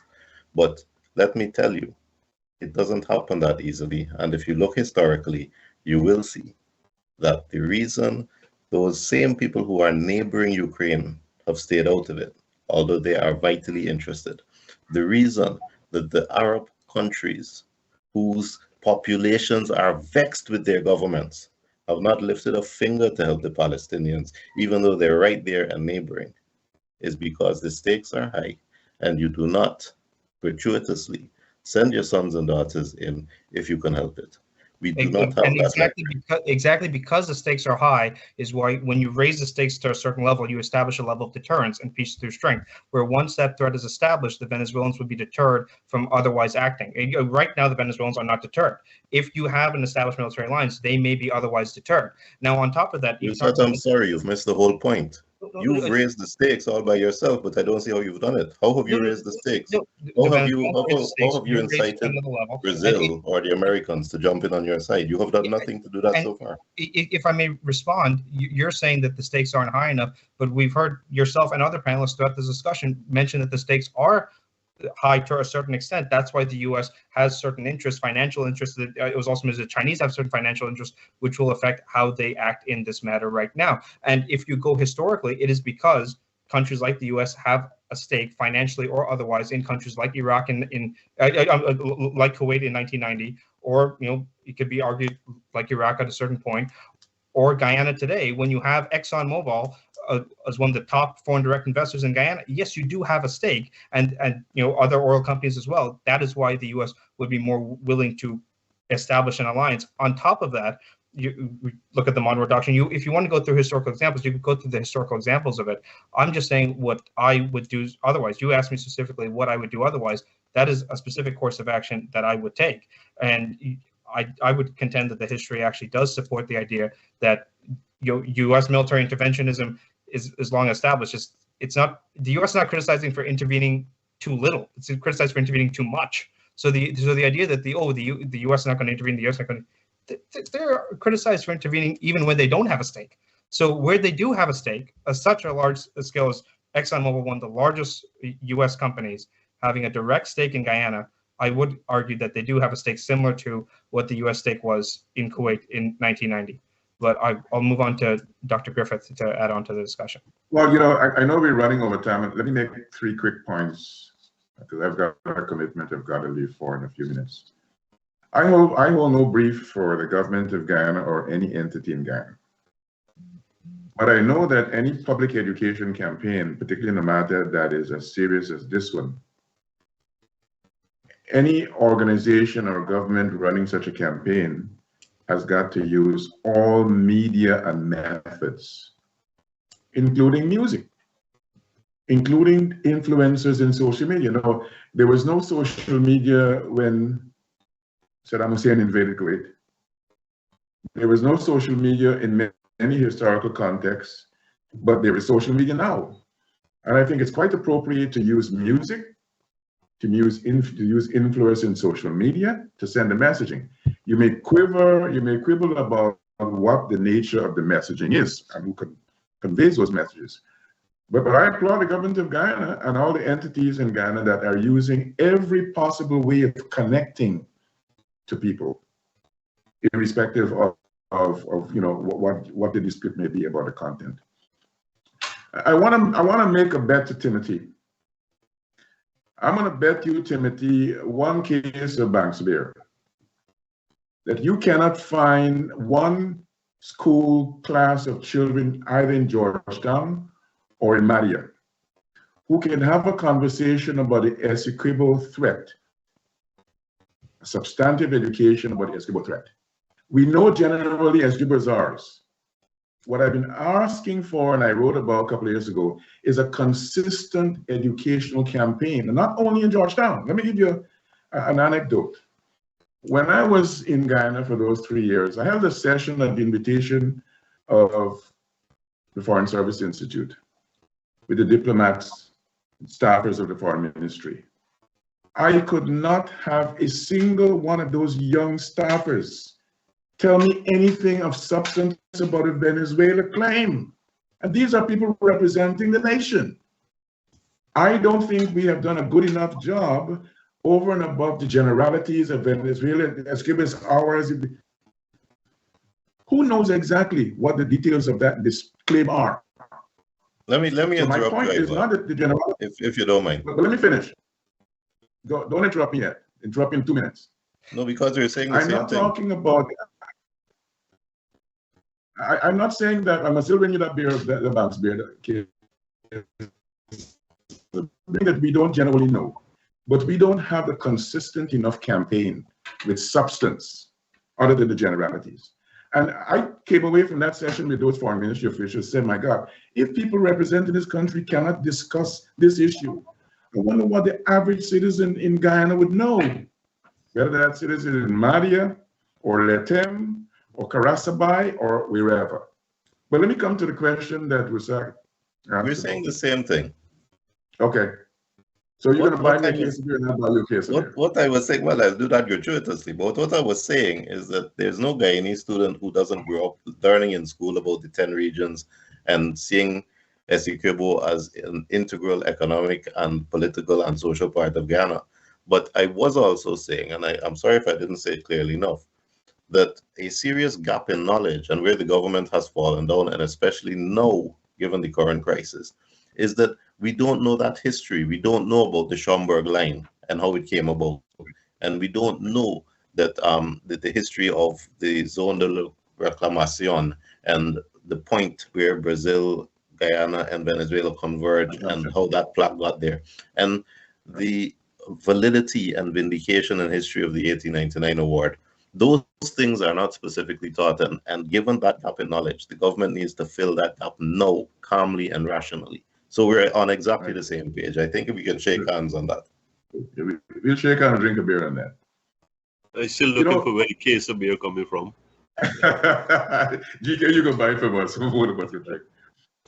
You know, there was a statement made by an American politician, which now is accepted as a cardinal rule of politics, irrespective of where you are. Tip O'Neill said, all politics is local. This referendum in Venezuela is as much about local politics. Maduro's interest in retaining power once the elections, presidential elections of 2024, and once the legislative elections of 2025 are held. And I think in the context of the local political intent, I would bet you, Rusat, another case of beer. I don't drink, but that's... Maduro, well, we'll buy iced tea. You drink iced tea. You drink Morbi. You drink Morbi. Maduro will be quite willing to change his tune and change the intent and the disposition coming out of that referendum. I agree with GK and others that referendum will be held. The question is, what will happen after the referendum? I suspect that the dynamics, geopolitical and other dynamics, will oblige Maduro to change the direction of intent. And although I've written elsewhere that annexation is possible, I don't think it's probable. I think Maduro is trying to achieve, with a threat of annexation, his psychological warfare. He's trying to achieve something which many, even his predecessors, Hugo Chavez, Carlos Andres Perez, tried to achieve. Trying to get a bilateral deal. He's trying to see if he can get Guyana to come to a bilateral conversation about giving me a little piece of land over there. So I think the whole Maduro project is to threaten annexation, to raise the decibel level, to ensure that he's back in power. But when he gets back in power, it is not in his political self-interest to annex Essequibo. The domino effect for Venezuela and Colombia and the United States and China and all those stakeholders near and far are of such that he will not find it in his survivability to do that. So I think there is a possibility that, yes, come January, we will see a slightly difference in the narrative. I don't think annexation will happen, but we've got to worry about all the symbols and signals being sent about it. I'll drink the Morbi with you, and I'll drink the beer with Timothy and GK. Thank you. If I could just ask Dr. Griffith a quick follow-up on that.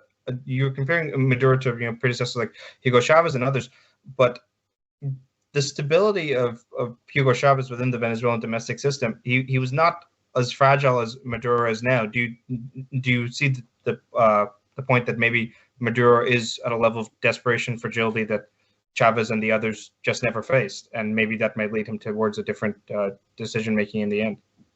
Yes, but I still would contend that mutatis mutandis, given the nature of the authority.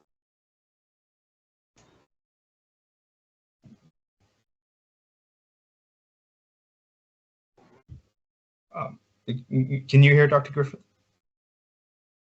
No. Yeah, I think he froze a bit. Yes, well, Mr. Lall, in the meantime, I'll have you. Yeah. You know, one of the things we have not talked about, and I heard Dr. Griffith mentioning it a moment ago, he's back. Would you want to continue with him? Yeah, and Dr. Griffith, apologies, you froze just now. Yeah, I was saying that all things being equal, there are certain political realities for every maximum leader in an authoritarian system. You want to ensure that his survival is guaranteed. And once his survival is guaranteed with the new elections, he will begin to change the narrative. He'll begin to change the trajectory of the intent. And it is not in Maduro's survivability interests to create so many ripples with Brazil, the United States, with Colombia. Take a look at the South American map, viewers of this program, and look to see how many countries have a border with Brazil. Google to see the extent to which all of those borders are 100% settled by everybody. Once you change the Guyana-Venezuela border, there are so many dominoes that will fall. Maduro cannot survive creating so many ripples. His survivability will force him to change his tune, to change the trajectory of his political intent. So I will place another bet to anyone in your audience. This time we're going to raise the stakes for 5 cases a beer. There'll be no annexation of Essequibo. I think change the narrative. I think you should raise the stakes that next time you and Mr. Jonas and Mr. Lall meet, there's a nice bottle of Johnny Walker there. I don't drink Johnny Walker. I drink cognac. Okay, thank you. Mr. Lall, your contribution. Yeah. I think I can compromise there because not a big cognac guy, but certainly a Johnny Walker Blue, you can get me humming a bit. Now, I heard Dr. Griffith mention something that we didn't talk about. One of the consistent threads in Maduro's commentaries over tours is that let's sit down and talk. Mm-hmm. Let's sit down and have a conversation one-to-one, arm's length. And it is telling me that there is some sort of bargaining ideas going on in their heads. Look, you can get this, we can do this. But let's have these bilateral discussions. Take everybody else out. United States, CARICOM, Brazil, ICJ. Let's sit down and fix this thing once and for all. So he can go back and say, look, 61,000 has eluded us for a century, but now we've got X. And X is better than this. So it puts him in a really strong position. My closing comment in terms of annexation is that the stakes have never been higher for us here. But I think that he's going to step back from the brink. I think he's going to step back from the brink. As to how he does it, I really don't know. All right. Thank you, Mr. Lall. Now, we are running short on time, so I will ask a final question just now and then I'll give you guys to wrap up after that. But I just want to say to an earlier point that I was making, so when Mr. Jonas and I were talking back and forth, and I always enjoy my exchanges with Mr. Jonas, it's always done with the greatest mutual respect. So now, Mr. Jonas had said that, okay, that in that situation, I'd be raising the stakes or putting the stakes higher. Now, the point I was making with that is, okay, if Venezuela has raised the stakes, you raise the stakes higher to establish a deterrence that wouldn't be there otherwise. And Guyana, as was said earlier, is a small country. Now, in order to raise the stakes to establish a deterrence that there wouldn't be otherwise, you do have to get a strong military alliance with a major power. In this region, that's the United States. And if you do have that deterrence established, a peace through strength deterrence, then hopefully it never comes to the idea that you have to go to war. But if you do go to war, I mean, the precedent is established in terms of the Monroe Doctrine. There are many countries that the U.S. invaded that most Americans don't know where to find on a map. I mean, recently was the 40th anniversary of the invasion of Grenada. And at the time, many Americans didn't know where Grenada was, but Ronald Reagan still sent U.S. troops to Grenada because he saw the U.S. interest was in stopping the spread of communism in the region and the New Deal movement he perceived as being a threat. I don't think that the U.S. would see a socialist country like Venezuela expand their borders by taking over 2/3 of their next door neighbor and just stand by and say, oh, well, that's that. I do think that it would be in the mutual interest of both Guyana and the United States to have such an agreement, and especially since one of the top foreign direct investors in Guyana is one of the largest American oil companies in the world. And so there are a lot of reasons that I do think that I just want to clarify that a bit. But to the question that Mr. Jonas had asked me, which I think is a valid question, is we're all talking about the issue, and we're the ones like armchair football managers saying what should or shouldn't be done. But if the question Mr. Jones asked me was, okay, what would I do differently, basically, than what the Guyana government is doing now? And I would pose that question to each and every one of you before we wrap up. What is something of substance different than what the government is pursuing right now that you would do if you were in that position? And I gave my perspective. Some may say that's too hawkish or militaristic, or just seeing a certain way. But I'm curious, what would the three of you do if you were in the position of, say, President Ali or Mr. Hugh Todd or any one of those individuals? So I'll start with Mr. Jonas. Well, to follow your examples, you're quite right.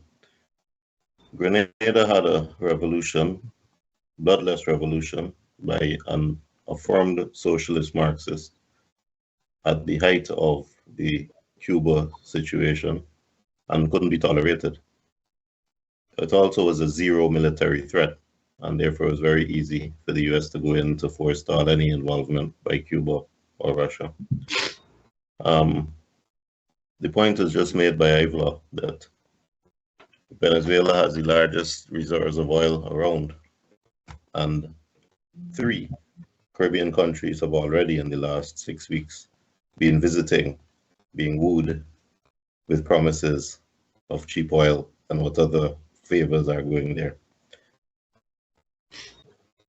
I do not see that if Venezuela has already recently had friendly talks with the US and can easily assure the US that there's no threat to ExxonMobil, that they honor all contracts, can easily point out to the US that they are happily available as trading partners to help with the fight against drugs.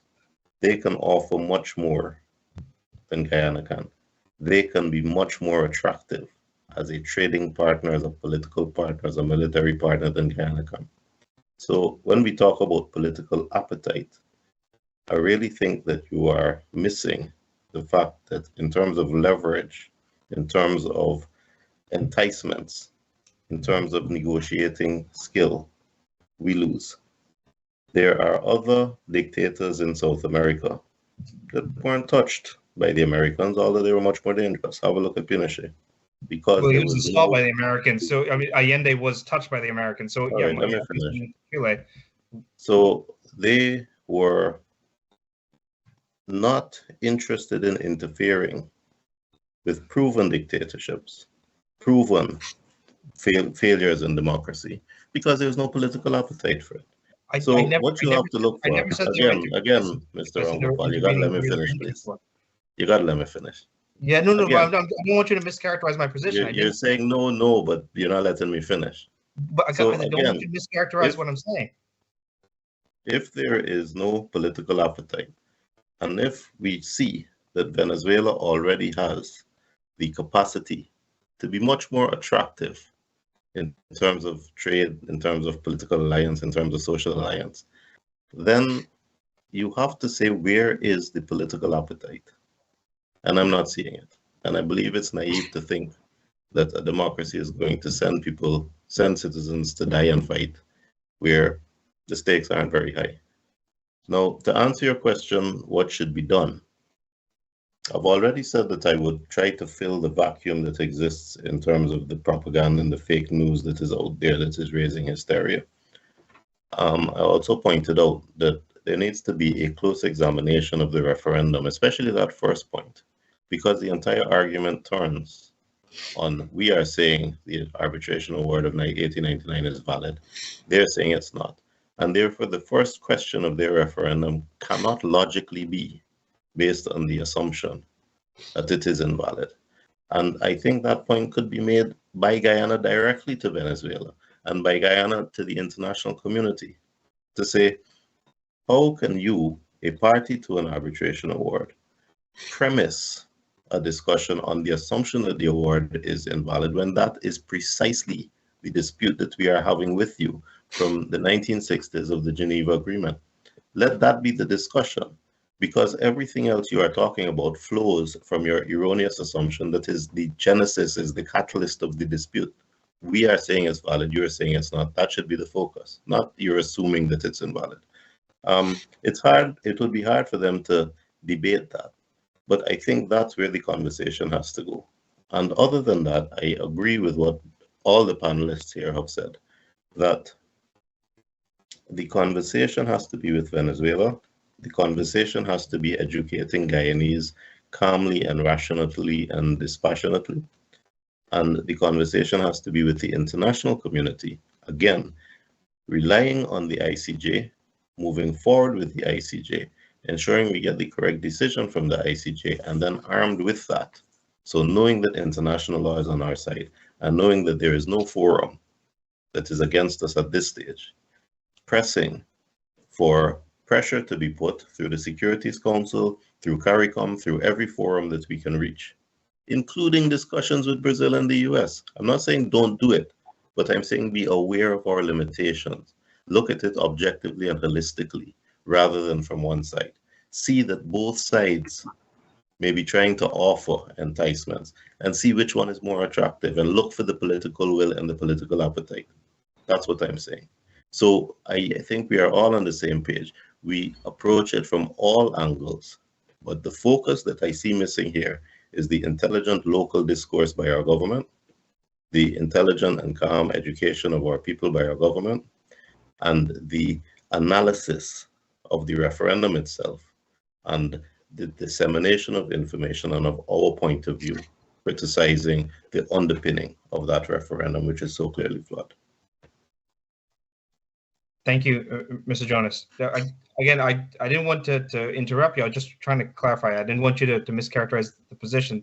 I'm not saying. Man. I'm not bothered at all. And just to clarify the position, I'm not saying that the U.S. has never propped up dictators or gone after every dictator, but the U.S. always acts within what is the interest of the United States. That's why it went into Grenada. Reagan believed that it was the U.S. interest, and Reagan saw the Cubans wanted to build a airstrip, and he saw it as potentially a military threat, and he saw 700-something Cuban soldiers there. Look, and you can say, Venezuela has certain things to offer, and yes, it does. It is a large country, and as was mentioned earlier, the current administration has a different approach to Venezuela than some of the other administrations. But at the end of the day, Guyana also has its own things to offer in the U.S. interest. It is the fastest growing economy in the world. It is a nation right in America's backdoor that doesn't want to establish a precedent that, the next door neighbor can go and take 2/3 of its land, especially when the next door neighbor is currently led by a socialist that America has had a history of wanting to oppose. And at the same time, when the largest investor in Guyana right now is Exxon, right? It's the largest foreign direct investor, is an American oil company. The word naive was mentioned. I think it's a bit naive to not think that America is going to protect its oil interests. This is something that's played out across the world many times, more than can be properly documented. So I happen to have a respectful disagreement with you on that point. I do think that the U.S. would judge that American interests are more on the side of protecting Guyana in this particular situation. That's why I have that belief that Guyana should seek a formal military alliance with the U.S. But to the question that I was asking Mr. Jonas, and I'll ask Dr. Griffith and Mr. Lall now, but I'll make it a bit more detailed. Okay, again, what would you do differently if you were in the position of power now? Would you, and I suppose Mr. Jonas could add a little bit on this, would you have the ICJ? Would you seek, other, Mr. Jonas mentioned the international community. Would you seek other international community potential mediation, say OAS, UN Secretary General directly? These are things that have been discussed in the past and tried to limited beneficial effect, but these are potential alternatives. Or would you use that oil money to enhance military buildup and military alliance, or would you pursue more diplomatic routes? Dr. Griffith mentioned earlier, why isn't Guyana meeting with the BRICS nations, right? And that Venezuela is trying to increase their ties. So if you were Hugh Todd, would you be trying to shuttle between meeting American counterparts, meeting other counterparts, and I'm not saying that he's not doing that now, but what would you be doing if you were in that chair, if you were President Ali or Foreign Minister Todd? Mr. Lall? Well, certainly we've got to spread our wings here. I go back to the referendum and I see those unexploded mines, accelerated plan, comprehensive care, citizenship for current and future residents. Those are all loaded and not easily wished away. So I am for cultivating the broadest band of support that we can get. And yes, we are talking about primarily the US, but I haven't heard about the Commonwealth. The Commonwealth, we've got roots there, India, Africa, definitely the old mother country, the OAS. So I think it's got to be a full court press, and it's got to be on as many fronts as possible. And I hope that we have the kind of educational substance behind us when we go to these people and say, this is what the situation is, this is where we are, and this is what we are coming to you for. Now, locally, so as wide as we can spread our arms there and let our voice be heard through those channels, I'm for that. That's what I would do. That's what I would prioritize.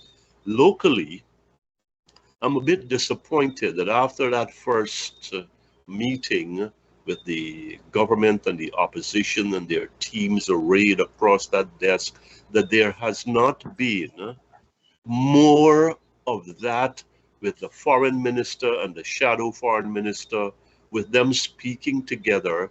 It seems that they have slightly gone off. Nobody's assaulting the others yet, or really coming out very, very strong, given the atmosphere in which we operate currently. But definitely, I would make that a priority I would make that my priority to say, what we have is ourselves.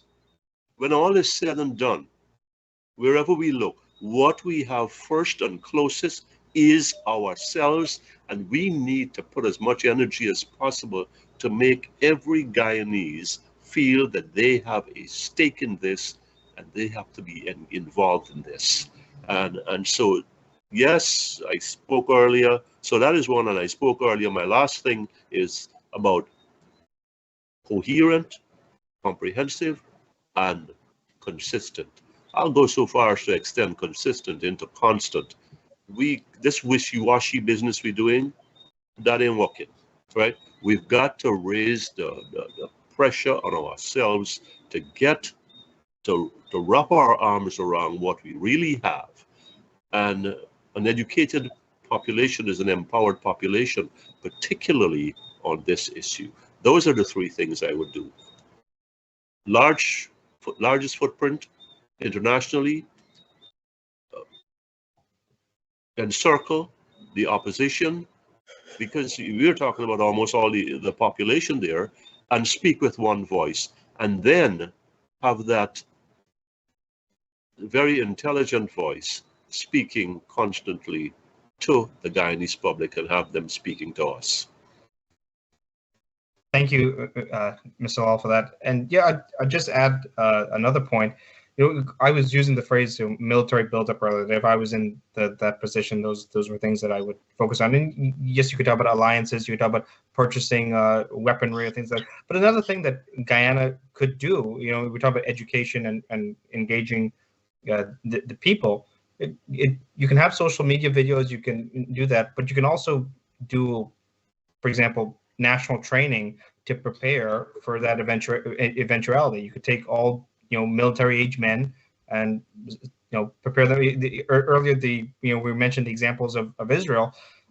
When Israel faced the threat from the Arab nations, because they knew that they had an existential threat at that time, they had compulsory service, and that's why Israel is a small country surrounded by a dozen Arab nations. Eventually had a stronger force than the Arab nations and defeated them in those wars in 56 and 67 and 73. And obviously today is a different story, it's just Israel-Palestine, but back then when Israel was facing Egypt or the other countries in the region, it's because they had an educated young force that was trained and ready for that potential eventuality. So with all the development and oil money Guyana has now, that's one route that they could go down, prepare the population for that and make sure, yes, Venezuela may be larger than you and outnumber you, but instead of focusing on Venezuela needs a gyre, make sure that your youth 18 to 34 males are prepared for that. Is somebody who's going to say something just now? May I, yes, military buildup, I would tread cautiously on that one. Certainly we are undermanned, we are under-equipped currently, but a military buildup has to be done very skillfully and very subtly, because pound for pound, we're going to always end up being the flyweight here. But I hear and I agree that we should be in a better position, given where we are right now, militarily. But if it is that we enter, given our economic strength now, into an arms race with Venezuela, that's going to take us into territory that we really don't want to go to. No, I'm not suggesting an arms race. I'm suggesting Oh yes, you're not. No, certainly you're not there. But the moment you're talking about military buildup, however we phrase it, it could be interpreted by the other side. Yes, look, we are a peaceful people, but look at what you are doing. And you were talking that you want to carry this thing down a certain line, but you are in the meantime, you're on the sly, you're doing A, B, and C. Now, and then I should mention something in passing, and I'm sorry, Dr. Griffith, is that in 1973, when Israel was caught napping in October, just like it was caught napping again here, Yom Kippur, John F. Kennedy Airport was flooded with Jewish people ready to go to Tel Aviv to put their bodies where their minds were, where their mouths are, in terms of we are for the mother country. I would really like to see that in this country, but we are not anywhere close to that right now. Yes, we make some noise, etc., but and I think I need to close it out there. Yeah, no, I definitely agree with what you're saying there, Mr. Lall, and I would add to that. Much is often made of the Guyana diaspora relation, but I think that something that needs to be enhanced as well is the political awareness of the diaspora within the U.S. political context. I've spoken on this before. If you look at historically in immigrant groups to the U.S., whether it was Irish immigrants or Italian immigrants or Jewish immigrants, eventually their children and grandchildren rise in U.S. politics and have their interests represented as well. That's why the U.S. took an outsized role, for instance, in the Northern Ireland peace process. That's one of the reasons the U.S. takes an outsized role in the Arab-Israeli, Palestinian-Israeli conflict, because you do have a very large diaspora who is politically involved and engaged in the U.S., in New York and D.C., and making sure that voice is heard. Now, if the Guyanese diaspora, which if they apply themselves, is relatively sizable in New York, and they actually were civically engaged to the level that they could and should be, then you would have Guyanese Americans involved politically in the U.S. trying to advocate for that point of view. But I don't think that the diaspora has reached its true potential in that regard yet. So we're approaching 9:15 now, so I'll just give you all a chance to make some closing remarks and wrap up. I'll start with Dr. Griffith, and then we'll make our way around. Well, I'll say two things. One, I've had an opportunity to view and listen to some of the hearings at the ICJ last year and this year, recent as last week. And it's a particular point of pride as a Guyanese to witness our team in its competence and its excellence of the history, the research, the delivery of our case. And similarly, to understand the limitations on the other side, batting as much as hard and as hard as they can, not doing justice to the cause because the cause is not just. That's my first point. The life of nations in the diplomatic front always has dualities to it. There often is a quiet diplomacy. I am hoping that Guyana's quiet diplomacy has been activated and is engaged maximally. We have got to embrace, and this was a concept first articulated by Ramgopal, later executed by Rashley Jackson and subsequent other foreign ministers, of the defense diplomacy strategy of embracing all nodes on the diplomatic front. But we've got to identify what are special nodes now. And as I said, maybe once or twice here this evening, we've got to identify nodes that come in direct reference to Venezuela's interests. What are things that we have not pursued before, but now become necessary part of our pursuit because of what Venezuela wants? That accent, that inclusion into BRICS, Maduro desperately wants. We should be having a quiet diplomacy conversation with those BRICS access influencers, for them to understand that if we bring into their fold not only a nation that would flout international law, threaten to repudiate any decision of the ICJ, but a nation that is willing to exercise force and create instability and insecurity not only in Guyana, but in the entire neighborhood of South America and beyond.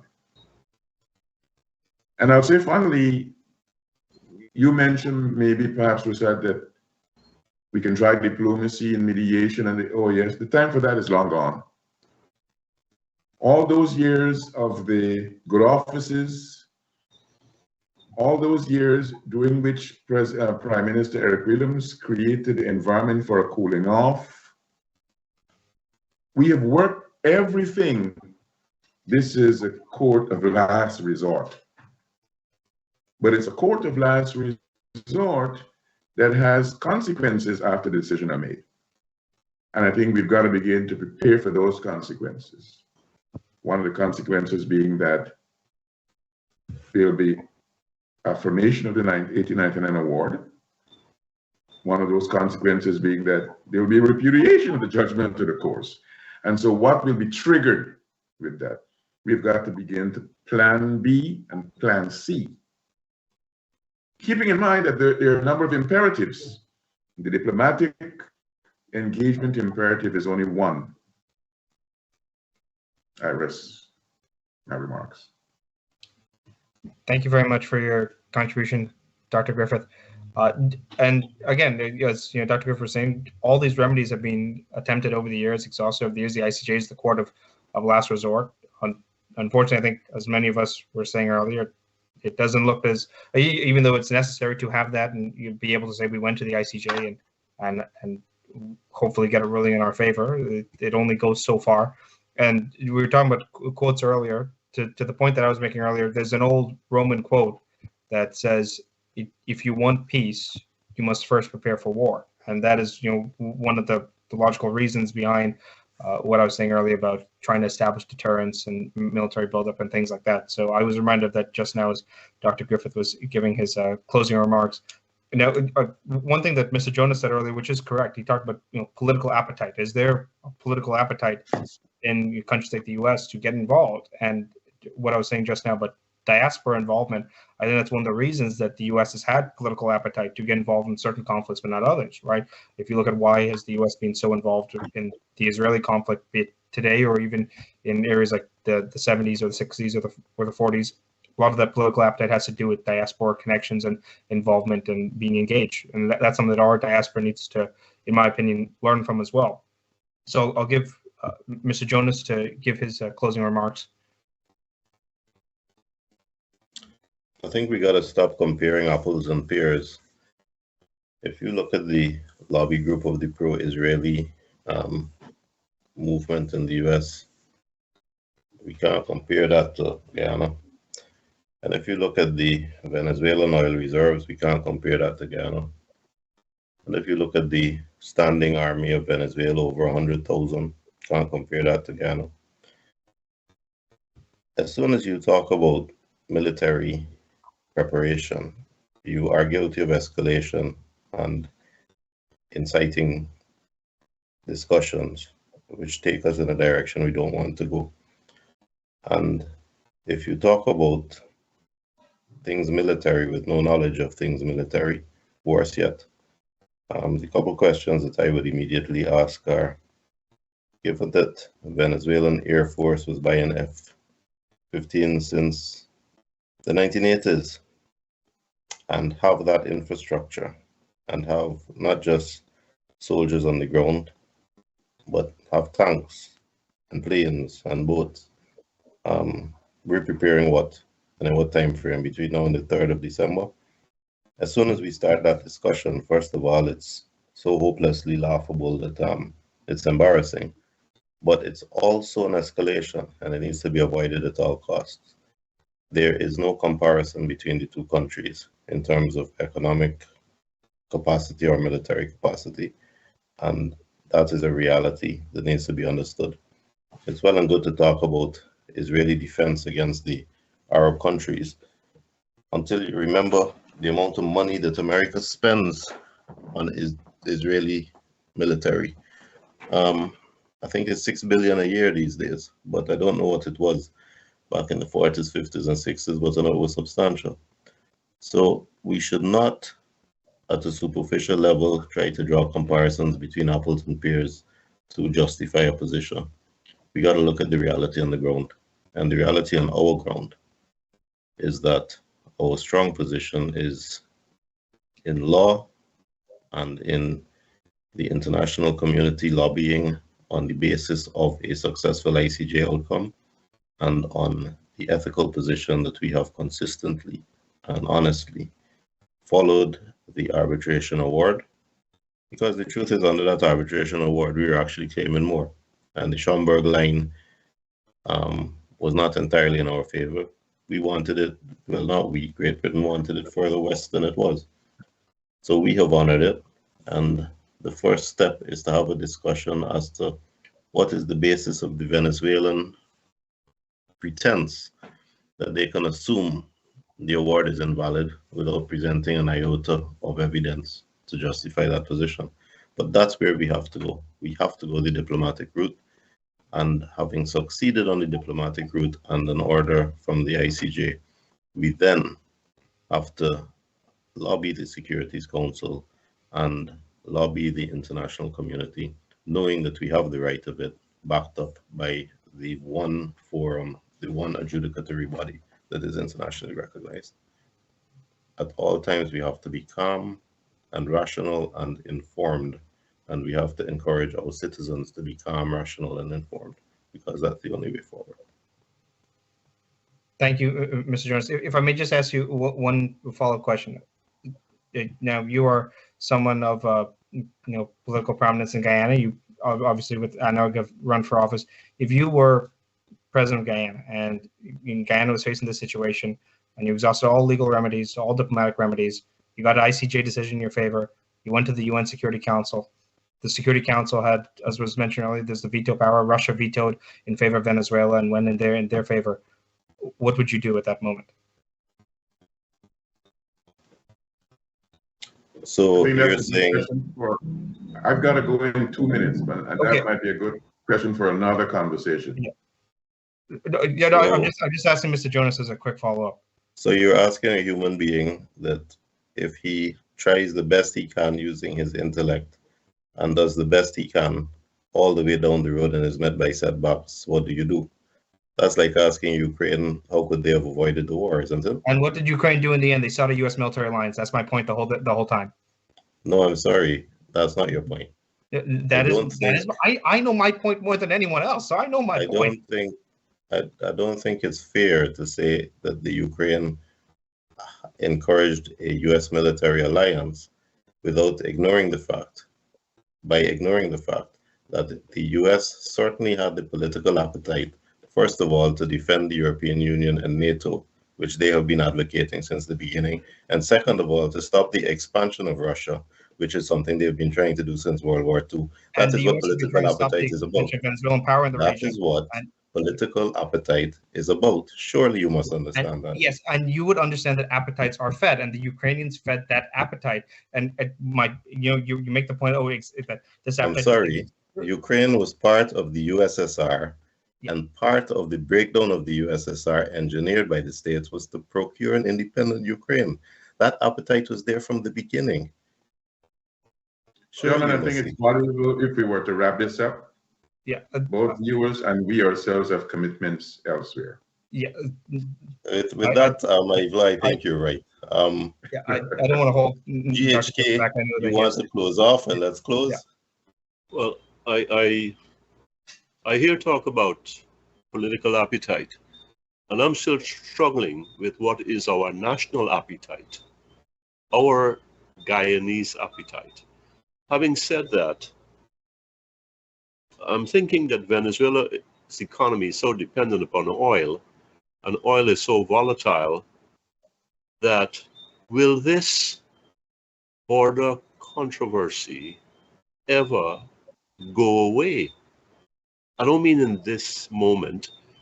What is to prevent, whether it's a bilateral discussion, whether it's the international consensus in our favor, or bringing minds together, knocking heads together, Guyana and Venezuela?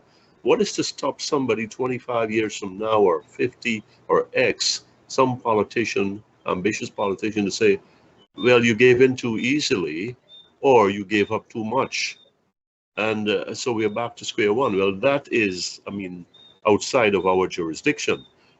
I think I'll close off where Dr. Griffith began.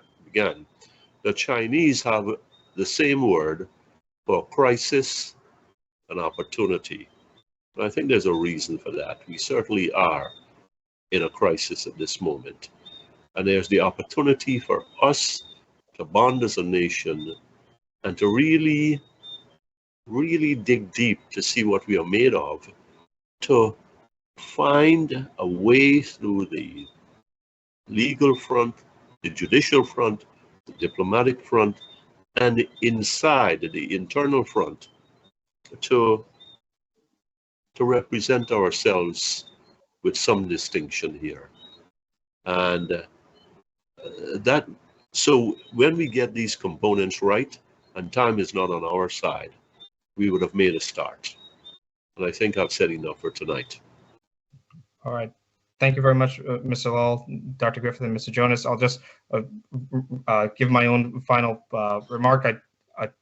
And in response to what was being said, look, obviously, Mr. Jonas makes the point that Guyana doesn't have these things that I was saying that others had in their examples. I never said Guyana had those things. What I'm saying is that Guyana should look at those examples and try to build those things, like the lobby and diaspora things. That obviously Guyana doesn't have that type of military, but I was saying that Guyana should build up.